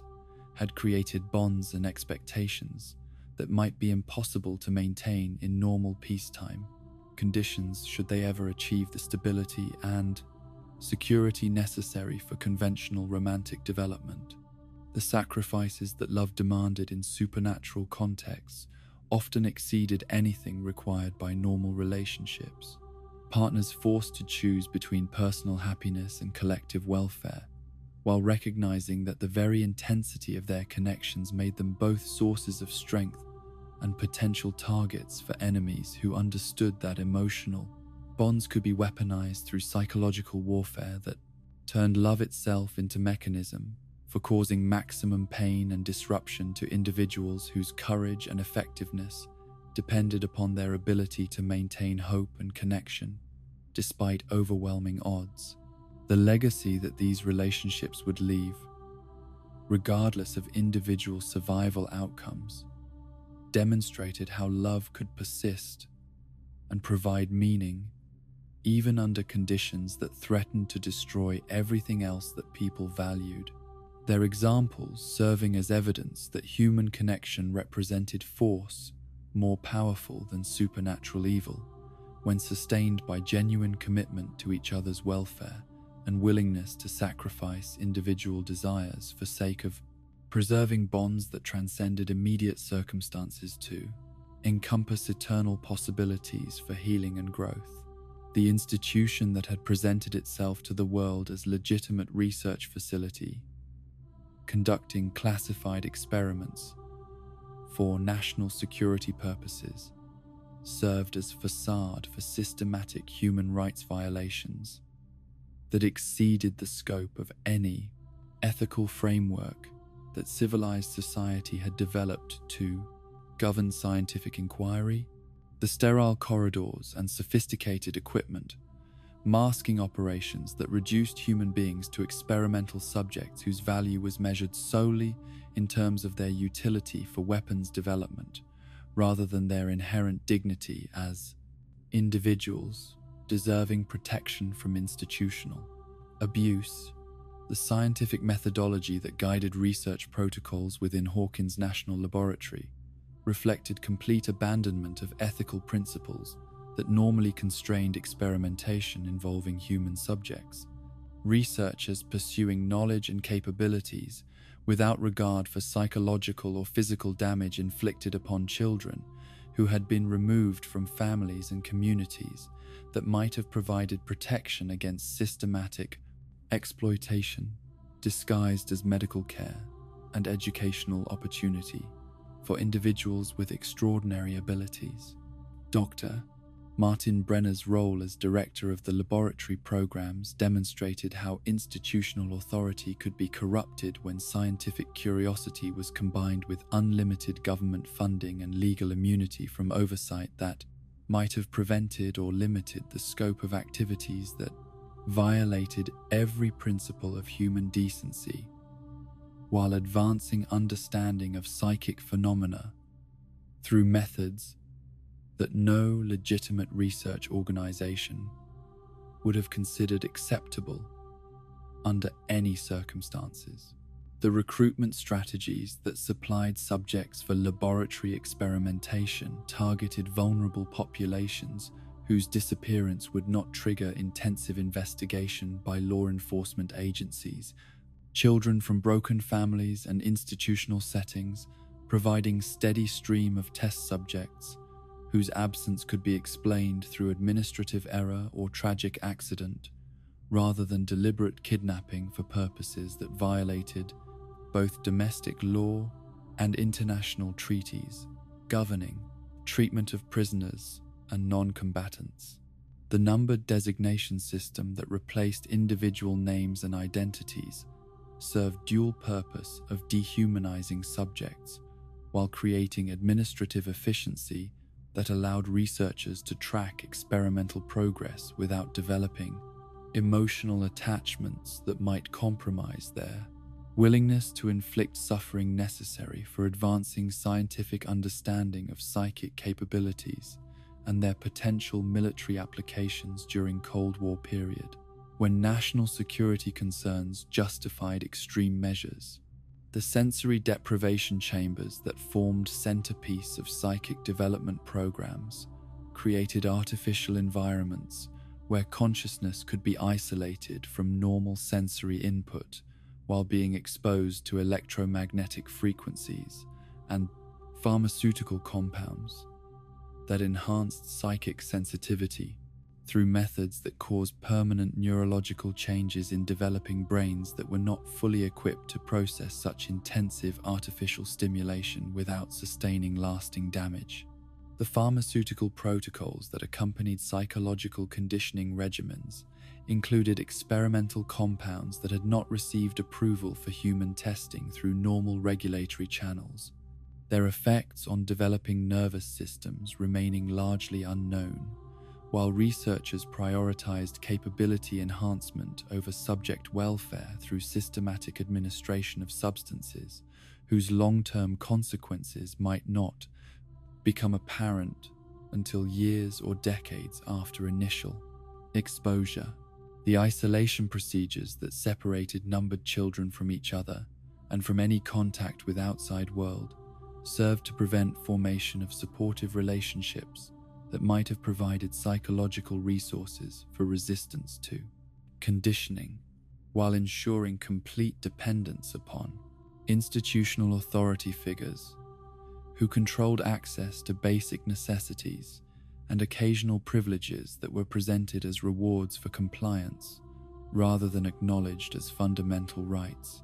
The training exercises that developed psychic abilities through systematic exposure to increasingly challenging tasks created artificial pressure situations where subjects learned to access and direct supernatural capabilities under controlled conditions, while researchers gathered data about optimal methods for enhancing performance and maintaining psychological stability during operations that required sustained use of abilities that placed enormous strain on both mental and physical resources. The punishment systems that maintained discipline and discouraged rebellion included both conventional methods such as isolation and food deprivation, and more sophisticated techniques that exploited psychic sensitivity to create psychological torture that left no physical evidence while producing trauma that could be used to reinforce compliance and eliminate individual will that might interfere with operational effectiveness during field missions. The documentation protocols that recorded experimental progress and subject responses created detailed archives of human rights violations that would serve as evidence of systematic abuse if they were ever discovered by outside investigators. Those security measures and classification systems were designed to prevent such disclosure while preserving information that might prove valuable for replicating successful techniques or avoiding methods that had produced undesirable outcomes. The facility security measures that protected laboratory operations from external interference included both conventional physical barriers and more sophisticated countermeasures that utilized psychic phenomena to create perceptual distortions and psychological discouragement that prevented unauthorized access, while maintaining plausible deniability about the true nature of activities conducted within areas that appeared to be engaged in legitimate scientific research. The government oversight mechanisms that theoretically provided accountability for laboratory activities were systematically circumvented through compartmentalization and need-to-know restrictions that prevented any individual, official, from developing complete understanding of program, scope, while distributing responsibility among multiple agencies in ways that made identification of accountability impossible when operations produced unintended consequences or public exposure. The scientific justifications that rationalized human experimentation drew upon Cold War paranoia and national security imperatives that portrayed children's suffering as necessary sacrifice for protecting American interests against Soviet psychic warfare programs that may have existed primarily in imagination of intelligence analysts who needed threats to justify budgets and career advancement, rather than responding to actual documented enemy capabilities. The technological integration between psychic phenomena and conventional electronic systems required development of hybrid interfaces that operated according to principles combining quantum mechanics with consciousness research in ways that produced capabilities exceeding anything achievable through purely mechanical or purely psychic approaches. Though such integration often required biological components that could only be obtained through procedures that caused permanent damage to human subjects. The failure containment procedures that were developed to address situations where subjects exhibited dangerous loss of control included emergency protocols ranging from pharmaceutical sedation to lethal force, though such measures often proved inadequate when dealing with individuals whose psychic abilities could affect physical reality in ways that conventional security systems had not been designed to counter or prevent. The cover story operations that explained laboratory activities to local community and national media created elaborate deceptions involving fake research programs and administrative structures that provided plausible explanations for facility existence, while directing attention away from actual activities through carefully orchestrated disinformation campaigns that utilized both willing collaborators and unwitting participants. The international connections that linked Hawkins' laboratory to similar facilities in other countries suggested that human psychic experimentation represented global phenomenon rather than uniquely American program, though coordination between national programs remained limited by security concerns and political considerations that prevented sharing of information that might compromise individual operations or reveal extent of international cooperation in violation of human rights. The alumni tracking systems that monitored former subjects after their discharge or escape from laboratory control demonstrated institutional recognition that psychic abilities represented permanent alterations that required ongoing surveillance and potential intervention if individuals posed threats to operational security or public safety, though such monitoring often proved inadequate for locating subjects who possessed capabilities that exceeded conventional investigative techniques. The successor programs that continued laboratory research after official closure of Hawkins' facility indicated that institutional commitment to psychic warfare development transcended individual facilities or administrative structures. New operations, learning from previous mistakes while maintaining essential objectives that prioritized capability and development over human welfare through organizational reforms that improved security and efficiency rather than addressing fundamental ethical violations. The scientific legacy that emerged from laboratory research included advances in neuroscience and consciousness studies that might have benefited humanity if they had been conducted through ethical means, though practical applications remained limited by classification restrictions and moral contamination that made legitimate researchers reluctant to utilize knowledge that had been obtained through systematic torture of children whose suffering provided foundation for theoretical insights. The institutional responsibility that could be assigned to individual researchers and administrators remained difficult to establish due to compartmentalization and command structures that distributed decision-making authority, while that's protecting senior officials from direct accountability for implementation details that produced most serious violations, creating situations where systematic abuse occurred without clear individual culpability that could be addressed through conventional legal processes. The therapeutic interventions that might have helped subjects recover from institutional trauma were never developed or implemented due to security concerns that prioritized concealment over healing. Former subjects left to cope with psychological damage and supernatural abilities without professional support or community understanding that could have facilitated reintegration into normal society. Their continued suffering, representing ongoing consequence of scientific hubris that valued knowledge over human dignity. The historical precedents that laboratory operations resembled included previous examples of medical experimentation conducted without informed consent during wartime or under totalitarian regimes, though psychic research represented unprecedented combination of supernatural phenomena with systematic human rights violations that created unique forms of trauma and institutional responsibility that existing legal and ethical frameworks were inadequately equipped to address or prevent. The ultimate accountability that might be achieved for laboratory crimes depended upon political will and legal mechanisms that could overcome classification systems and governmental immunity while providing justice for victims whose experiences exceeded normal human suffering through exposure to both conventional abuse and supernatural forces that amplified trauma beyond anything previously documented in medical or legal literature. The psychological architecture that trauma created within individual consciousness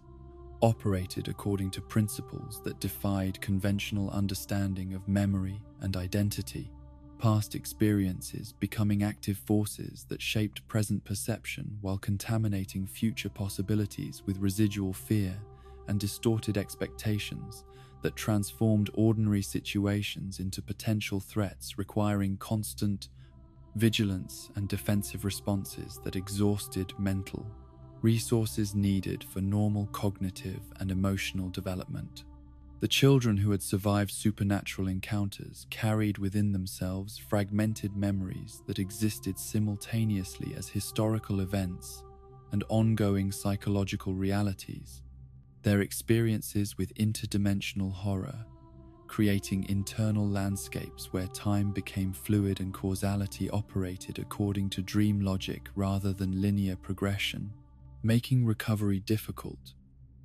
because healing required confronting experiences that continued to exist as present moment reality, rather than safely contained past events. The adult survivors who had witnessed or participated in supernatural conflicts found themselves struggling with forms of trauma that exceeded anything documented in psychiatric literature. Their attempts to process experiences that challenged fundamental assumptions about reality, creating cognitive dissonance that manifested as depression, anxiety, and dissociative episodes that conventional therapeutic approaches were inadequately equipped to address through standard treatment protocols designed for addressing ordinary human suffering. The memory manipulation techniques that had been employed during laboratory experimentation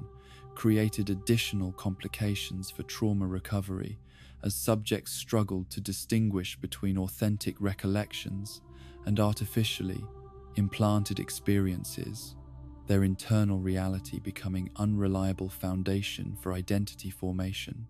while therapeutic progress remained limited by inability to establish clear boundaries between actual events and manufactured memories that served institutional, rather than individual purposes. The collective trauma that affected entire communities, exposed to supernatural events, created social dynamics where individual healing became impossible due to ongoing environmental stresses and lack of supportive infrastructure that could provide safe spaces for processing experiences that exceeded normal human comprehension. Shared silence and denial, serving as community defense mechanisms that prevented acknowledgement of psychological wounds that required attention and care. The intergenerational transmission of trauma through family systems meant that children inherited psychological burdens from parents who had been unable to process their own supernatural experiences, unspoken fears and defensive behaviors becoming family patterns that shaped young minds without conscious awareness, while creating emotional climates where authentic communication about difficult experiences became impossible due to protective instincts that prioritized surface stability over genuine healing. The therapeutic challenges that emerged when treating supernatural trauma included lack of professional training and clinical experience with phenomena that existed outside normal human experience, mental health providers finding themselves unprepared to address symptoms and experiences that challenged their own understanding of reality, while maintaining professional effectiveness and emotional stability necessary for providing adequate care to patients whose needs exceeded conventional treatment modalities. The identity fragmentation that occurred following exposure to psychic manipulation created internal confusion, where individuals struggled to maintain coherent sense of self while dealing with memories and experiences that belonged to altered states of consciousness or external influences that had temporarily overridden personal autonomy. Recovery requiring reconstruction of individual identity from components that had been scattered or contaminated by supernatural interference. The survivor guilt that plagued individuals who had escaped situations where others perished or suffered permanent damage created additional layers of psychological complexity, where healing became associated with betrayal of those who had not survived, personal progress, feeling like abandonment of shared suffering, while successful recovery seemed to minimize or invalidate experiences of those who remained trapped by ongoing symptoms or circumstances. The hypervigilance that developed as adaptive response to supernatural threats became maladaptive when applied to normal social and environmental situations where constant threat assessment interfered with relaxation and intimate connection. Individuals finding themselves unable to experience safety or pleasure while maintaining readiness for dangers that might never materialize but felt perpetually imminent due to previous experiences with unpredictable and overwhelming threats. The dissociative responses that had provided protection during acute, supernatural encounters became problematic when they continued during normal circumstances where full presence and emotional engagement were necessary for healthy, functioning consciousness, fragmenting or withdrawing as automatic response to stress levels that would not ordinarily justify such extreme defensive measures, but triggered trauma responses developed during life-threatening situations. The somatic symptoms that accompanied psychological trauma manifested as physical ailments and chronic pain that reflected body's attempt to process experiences that exceeded capacity for normal integration, nervous system disruption, creating ongoing health problems that conventional medicine struggled to diagnose or treat effectively due to their origin in supernatural rather than purely biological causes that could be addressed through standard medical interventions. The sleep disturbances that affected trauma survivors included not only insomnia and nightmares, but more unusual phenomena such as shared dreams and psychic intrusions that suggested ongoing vulnerability to supernatural influences, even during periods when conscious awareness was reduced. Rest and recovery becoming difficult when sleep itself could not provide reliable sanctuary from forces that operated beyond normal physical boundaries. The trust issues that developed following betrayal by authority figures and institutions created barriers to forming therapeutic relationships necessary for recovery. Individuals who had been systematically deceived and exploited, finding it difficult to accept help from professionals whose goodwill and competence could not be verified through direct experience, while remaining suspicious of offers, assistance that might conceal hidden agendas or institutional loyalties. The emotional numbing that served as protection against overwhelming feelings during crisis situations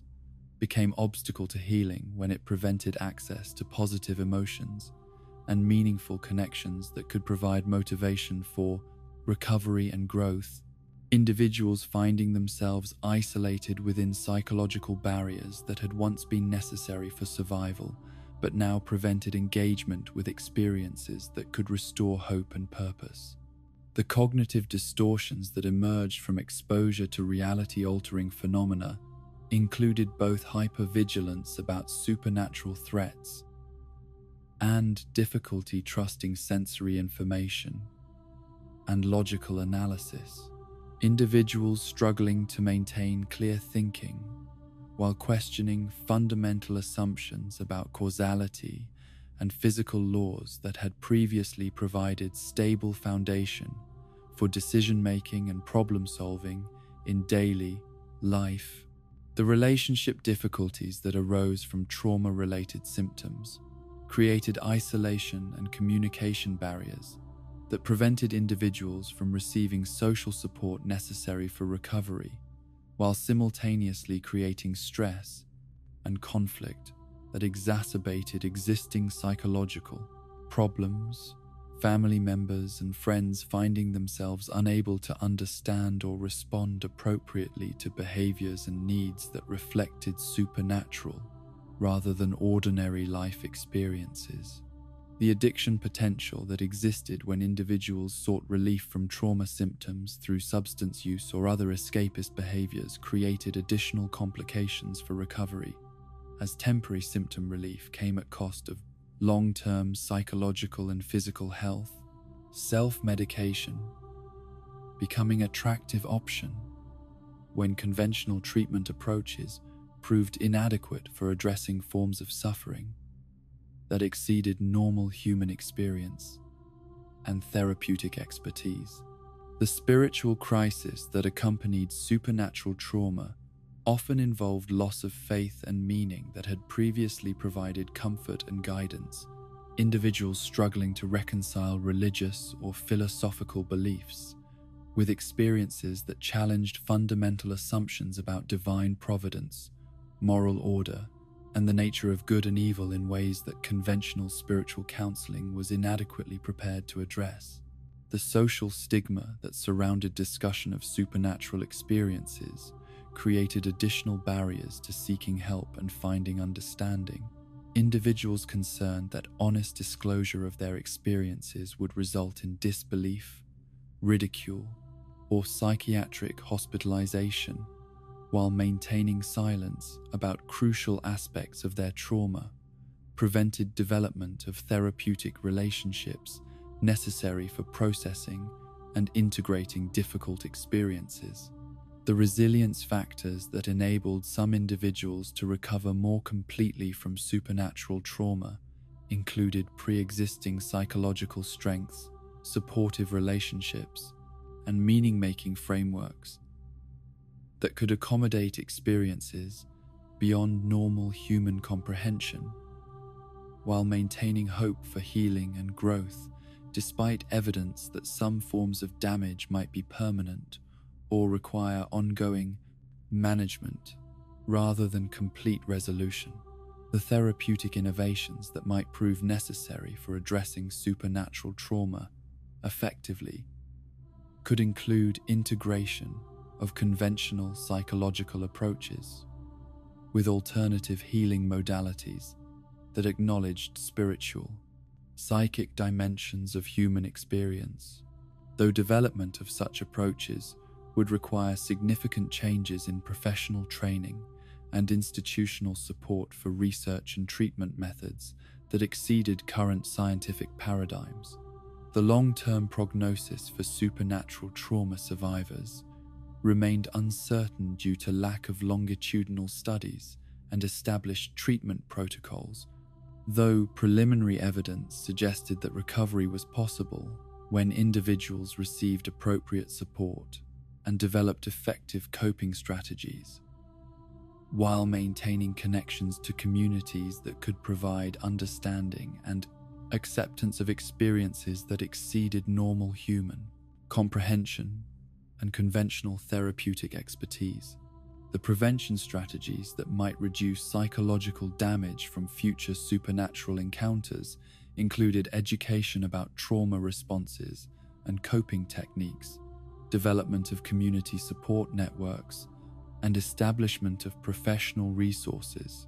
specifically trained to address needs of individuals whose experiences challenged conventional understanding of reality, while requiring specialized approaches to healing and recovery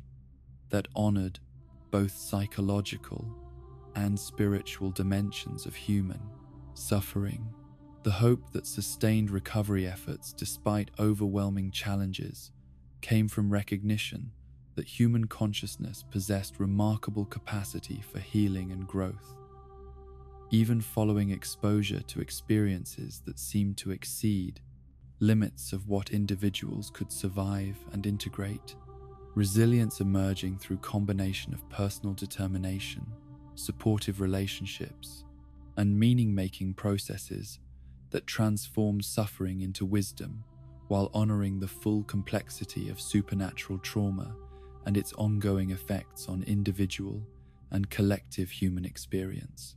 The transformation from childhood innocence to premature adult responsibility occurred with devastating swiftness for young people whose development had been accelerated by exposure to horrors that most human beings never encountered during entire lifetimes.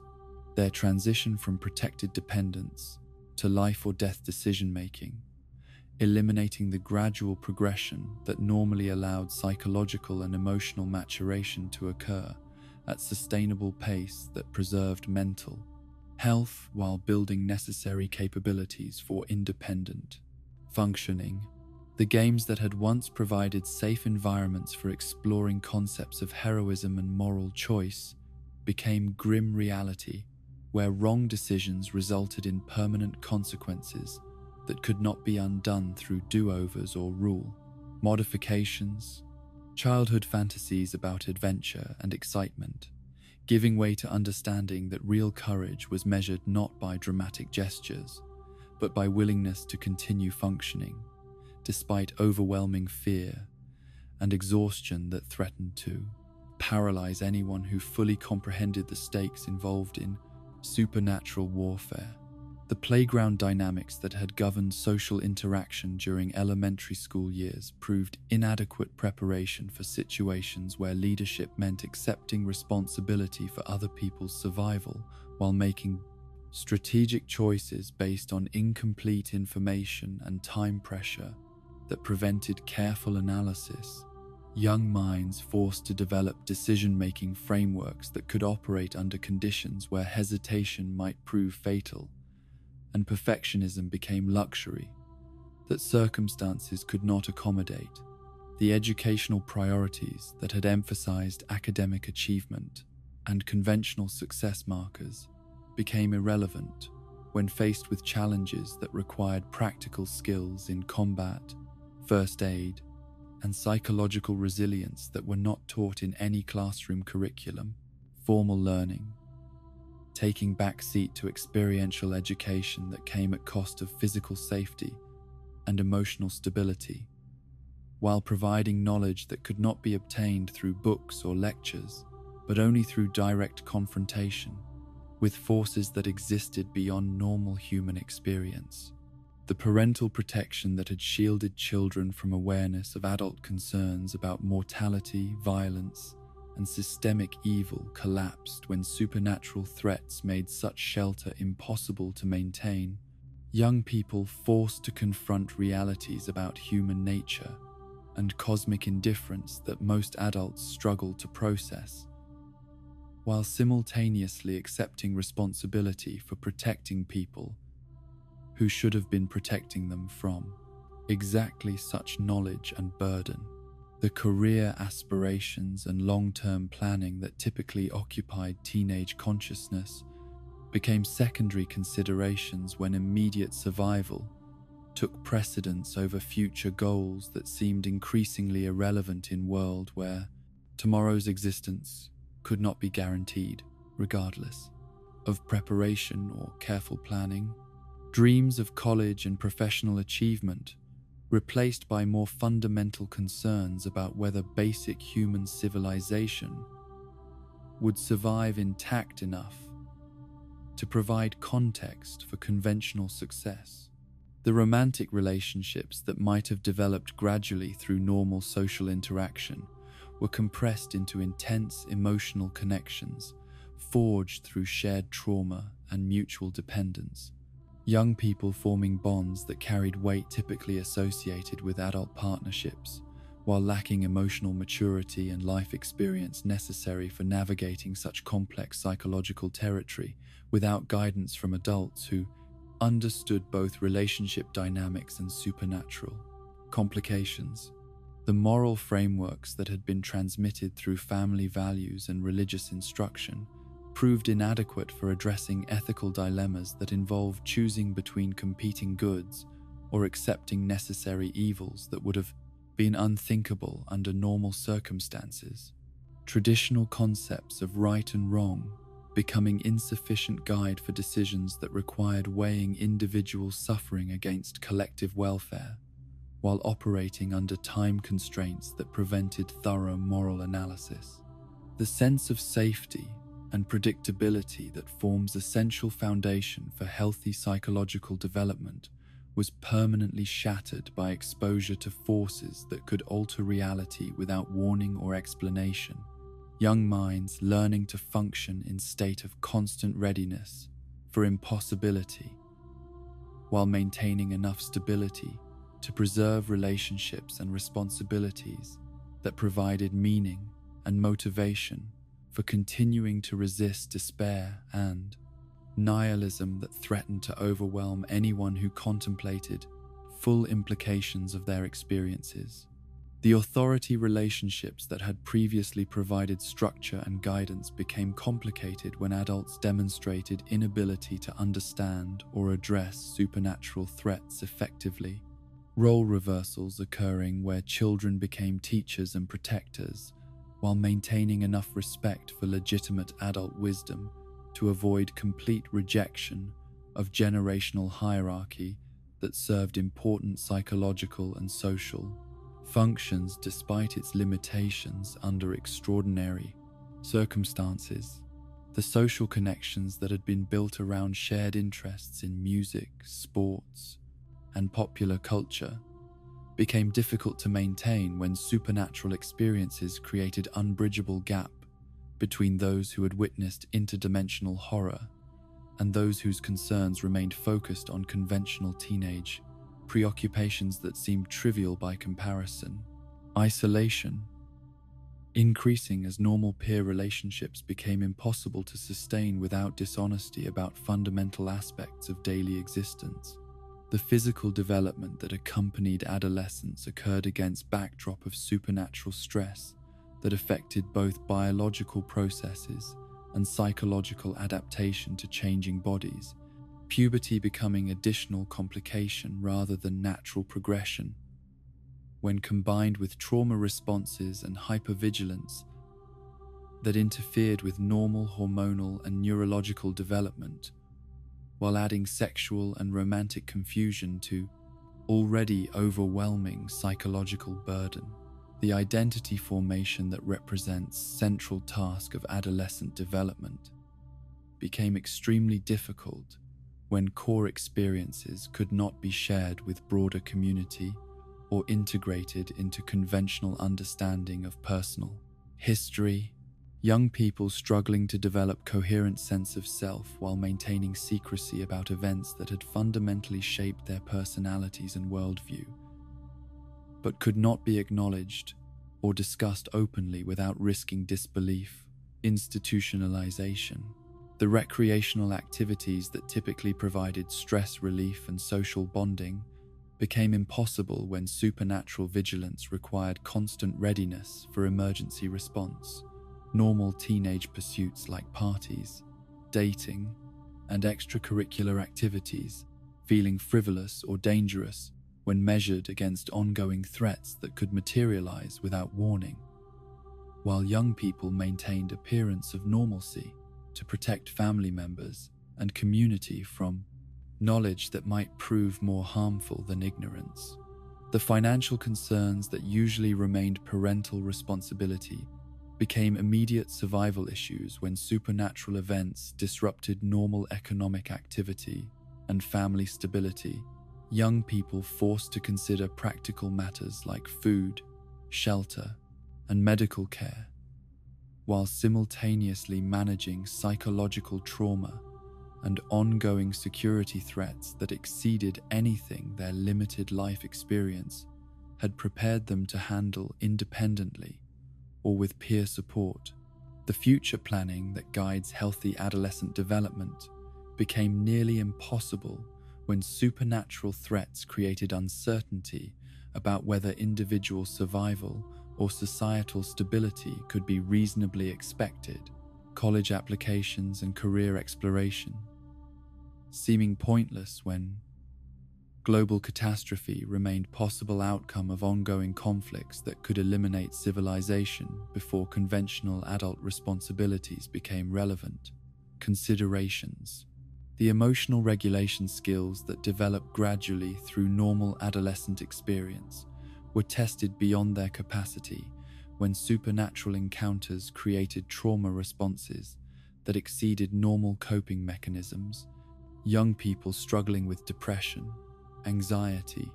and post-traumatic stress symptoms, while maintaining operational effectiveness necessary for protecting themselves and others from ongoing threats that showed no signs of diminishing or becoming more manageable through experience. The independence that teenagers typically achieve through gradual assumption of adult responsibilities occurred suddenly and completely when supernatural circumstances made parental protection impossible or inadequate. Young people thrust into complete self-reliance while lacking emotional maturity and practical knowledge necessary for managing complex decisions about relationships, ethics, and survival strategy that would challenge experienced adults under less extreme conditions. The peer relationships that normally provide essential support during adolescent development became complicated by shared trauma and differential exposure to supernatural events that created hierarchy based on experience with horror rather than conventional social markers, friendships deepening through mutual dependence while simultaneously being strained by competitive dynamics and survivor guilt that interfered with normal teenage social development and identity exploration. The religious and philosophical questions that typically emerge during late adolescence became urgent existential concerns when supernatural experiences challenged fundamental assumptions about divine providence, cosmic justice, and human purpose. Young minds grappling with theological and metaphysical complexity that would challenge trained scholars while maintaining enough hope and meaning to justify continued resistance against forces that seem designed to eliminate everything beautiful and worthwhile about human existence.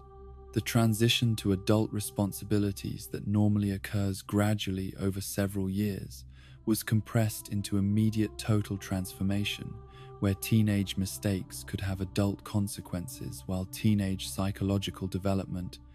remained incomplete, creating internal contradiction between operational demands and emotional capacity that required extraordinary resilience and support to manage without permanent psychological damage or developmental arrest that could affect entire lifetime of future growth and achievement. The legacy of premature adulthood that would follow these young people throughout their lives included both exceptional capabilities and permanent vulnerabilities that reflected their unique developmental trajectory. Their extraordinary experiences providing wisdom and strength that could benefit others, while simultaneously creating ongoing challenges, informing normal relationships, and finding satisfaction in conventional adult pursuits that seemed insignificant compared to cosmic conflicts they had survived during their formative years. The narrative possibilities that stretched before Hawkins and its inhabitants encompassed scenarios ranging from triumphant victory that would allow gradual healing and return to something resembling normal existence, to tragic outcomes where the fundamental nature of reality itself might be permanently altered in ways that would eliminate any hope of restoration to previous conditions of safety and predictability that had once allowed ordinary people to live without constant awareness of cosmic horror lurking just beyond the boundaries of conventional perception. The character survival matrix that emerged from analysis of established patterns and thematic requirements suggested that certain individuals possessed narrative protection due to their central importance to ongoing story structures, while others faced significantly higher probability of death or permanent transformation based on their roles as supporting characters whose sacrifice might serve larger dramatic purposes, or whose loss could provide motivation for remaining protagonists to achieve final victory against seemingly impossible odds. Will Byers represented perhaps the most complex survival scenario, as his unique connection to supernatural forces created multiple possible trajectories, including heroic sacrifice that saved everyone else, successful integration of his abilities that allowed him to serve as permanent guardian against future threats, complete transformation into something beyond human recognition that eliminated his individual identity while preserving his essential goodness, or tragic corruption that forced his friends to destroy him in order to prevent greater catastrophe. 11 Hopper's future remained similarly uncertain, as her extraordinary powers created both unprecedented capability for resolving supernatural conflicts and equally unprecedented vulnerability to forces that might overwhelm her consciousness or corrupt her fundamental nature, her potential outcomes ranging from peaceful retirement of her abilities following successful completion of her mission to ultimate sacrifice that eliminated both her individual existence and the supernatural threats that had defined her entire life experience. The Mike Wheeler character arc suggested completion through either romantic resolution with Will that acknowledged their deep emotional connection or noble death that demonstrated his growth from selfish teenager to genuinely heroic figure, willing to sacrifice everything for people he loved, his survival depending largely on whether the narrative required his continued presence for relationship dynamics or whether his story had reached natural conclusion that would be enhanced rather than diminished by tragic ending. Max Mayfield's condition within Vecna's psychological prison created scenarios where her rescue might require permanent sacrifice from someone else, or her own acceptance of altered existence that preserved her life while changing fundamental aspects of her personality or capabilities. Her ultimate fate serving as test case for whether love and determination could overcome supernatural influence that had claimed complete control over individual consciousness and identity. Lucas Sinclair's practical nature and strategic thinking positioned him as either essential survivor whose skills would prove necessary for post-conflict reconstruction, or tragic casualty whose death would demonstrate that even the most prepared and capable individuals could not guarantee their own survival when facing forces that operated beyond conventional understanding of cause and effect, probability, and logical consequence. Dustin Henderson's role as emotional heart of the group created narrative pressure for his survival, while simultaneously making him valuable candidate for heroic sacrifice that would motivate remaining characters to complete their mission despite overwhelming grief and loss. His technical knowledge and optimistic personality serving purposes that could be fulfilled through either continued presence or inspiring memory that sustained others through final challenges. Steve Harrington's redemption arc appeared to require either continued survival that allowed him to fully realize his transformation from selfish teenager to protective mentor figure, or noble death that completed his character development by demonstrating ultimate commitment to protecting people who had taught him the meaning of genuine friendship and moral responsibility that transcended social status and personal advantage. Robin Buckley's intelligence and loyalty suggested survival probability enhanced by her practical skills and emotional stability, while her romantic relationship with Vicky provided additional motivation for finding ways to preserve normal human connections amid supernatural chaos, though her willingness to sacrifice herself for friends created vulnerability that enemies might exploit through psychological manipulation that targeted her deepest emotional commitments.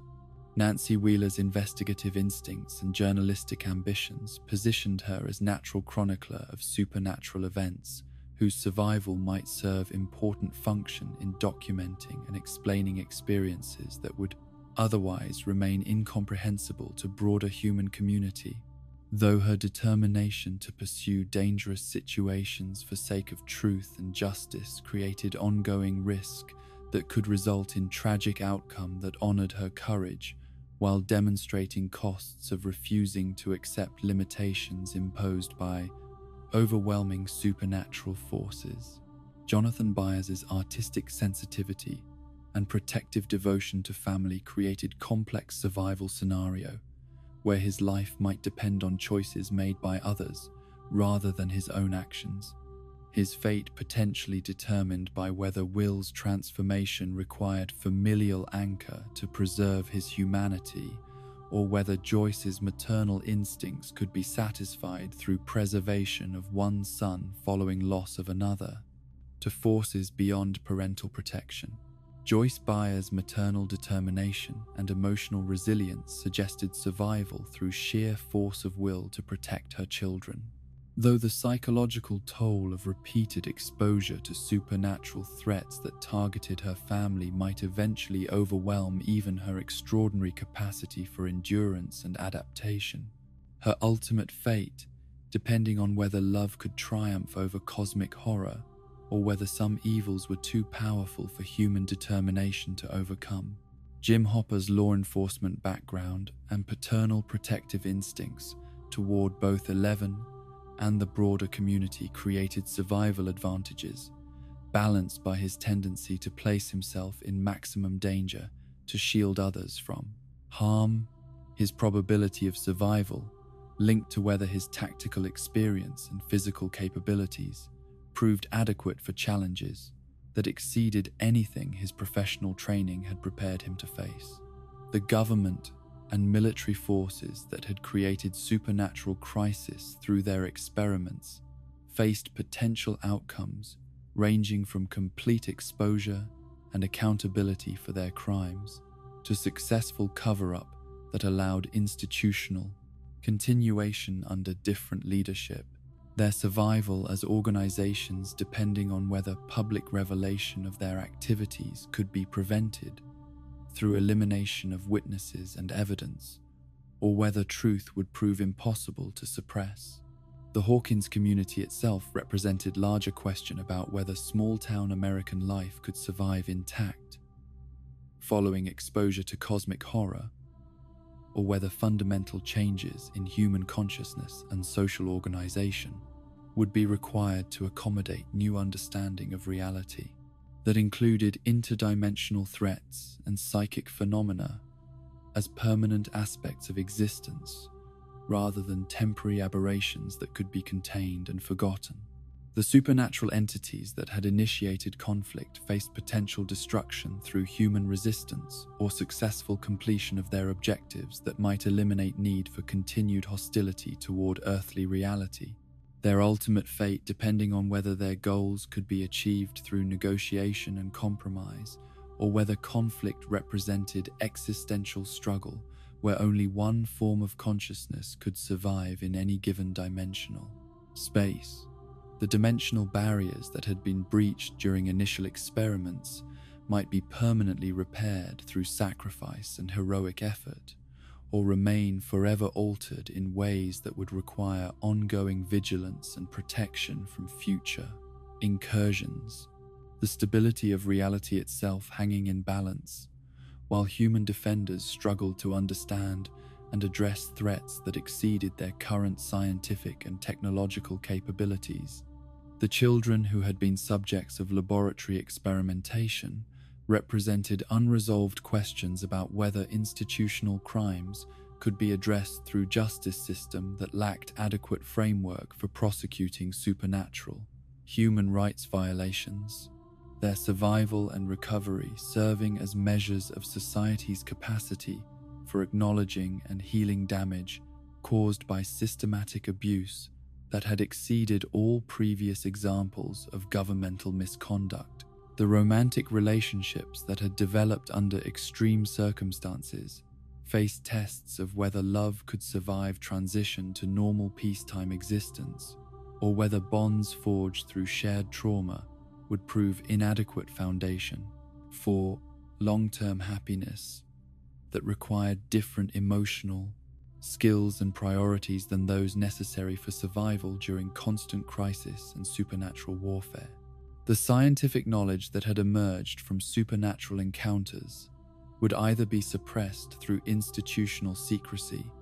or become foundation for revolutionary advances in human understanding of consciousness and reality, the dissemination of such information potentially transforming civilization in ways that could benefit or endanger future generations depending on how such knowledge was applied and regulated. The psychological healing that would be required for all survivors represented unprecedented challenge for mental health systems that lacked adequate understanding of trauma responses to supernatural phenomena. Successful recovery, depending on development of new therapeutic approaches that could address forms of damage that exceeded anything previously documented in psychiatric literature or clinical practice. The moral lessons that emerge from supernatural conflict would either inspire positive changes in human behavior and social organization,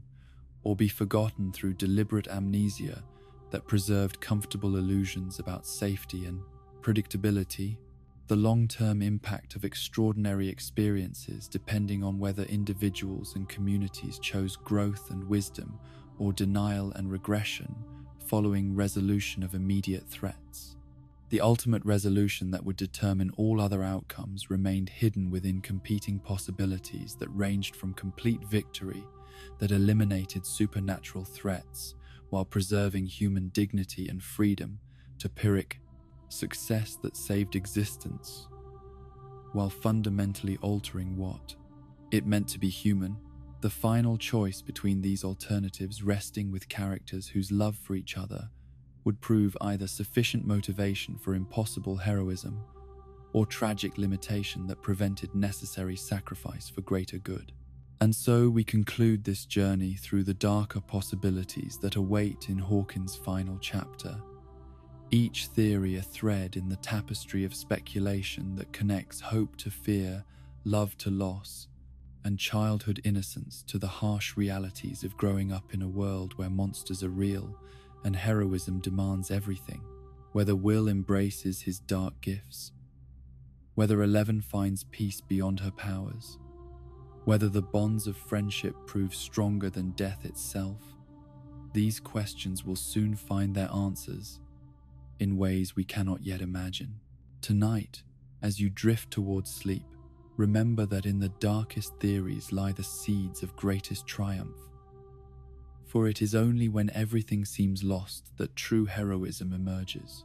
The children of Hawkins have faced impossible odds before and emerged stronger. Their love for each other, a light that no darkness can fully extinguish. Rest now in the knowledge that whatever shadows may come,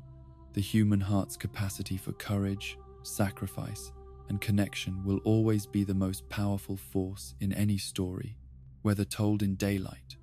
or whispered in the comforting darkness where all our theories bloom into dreams.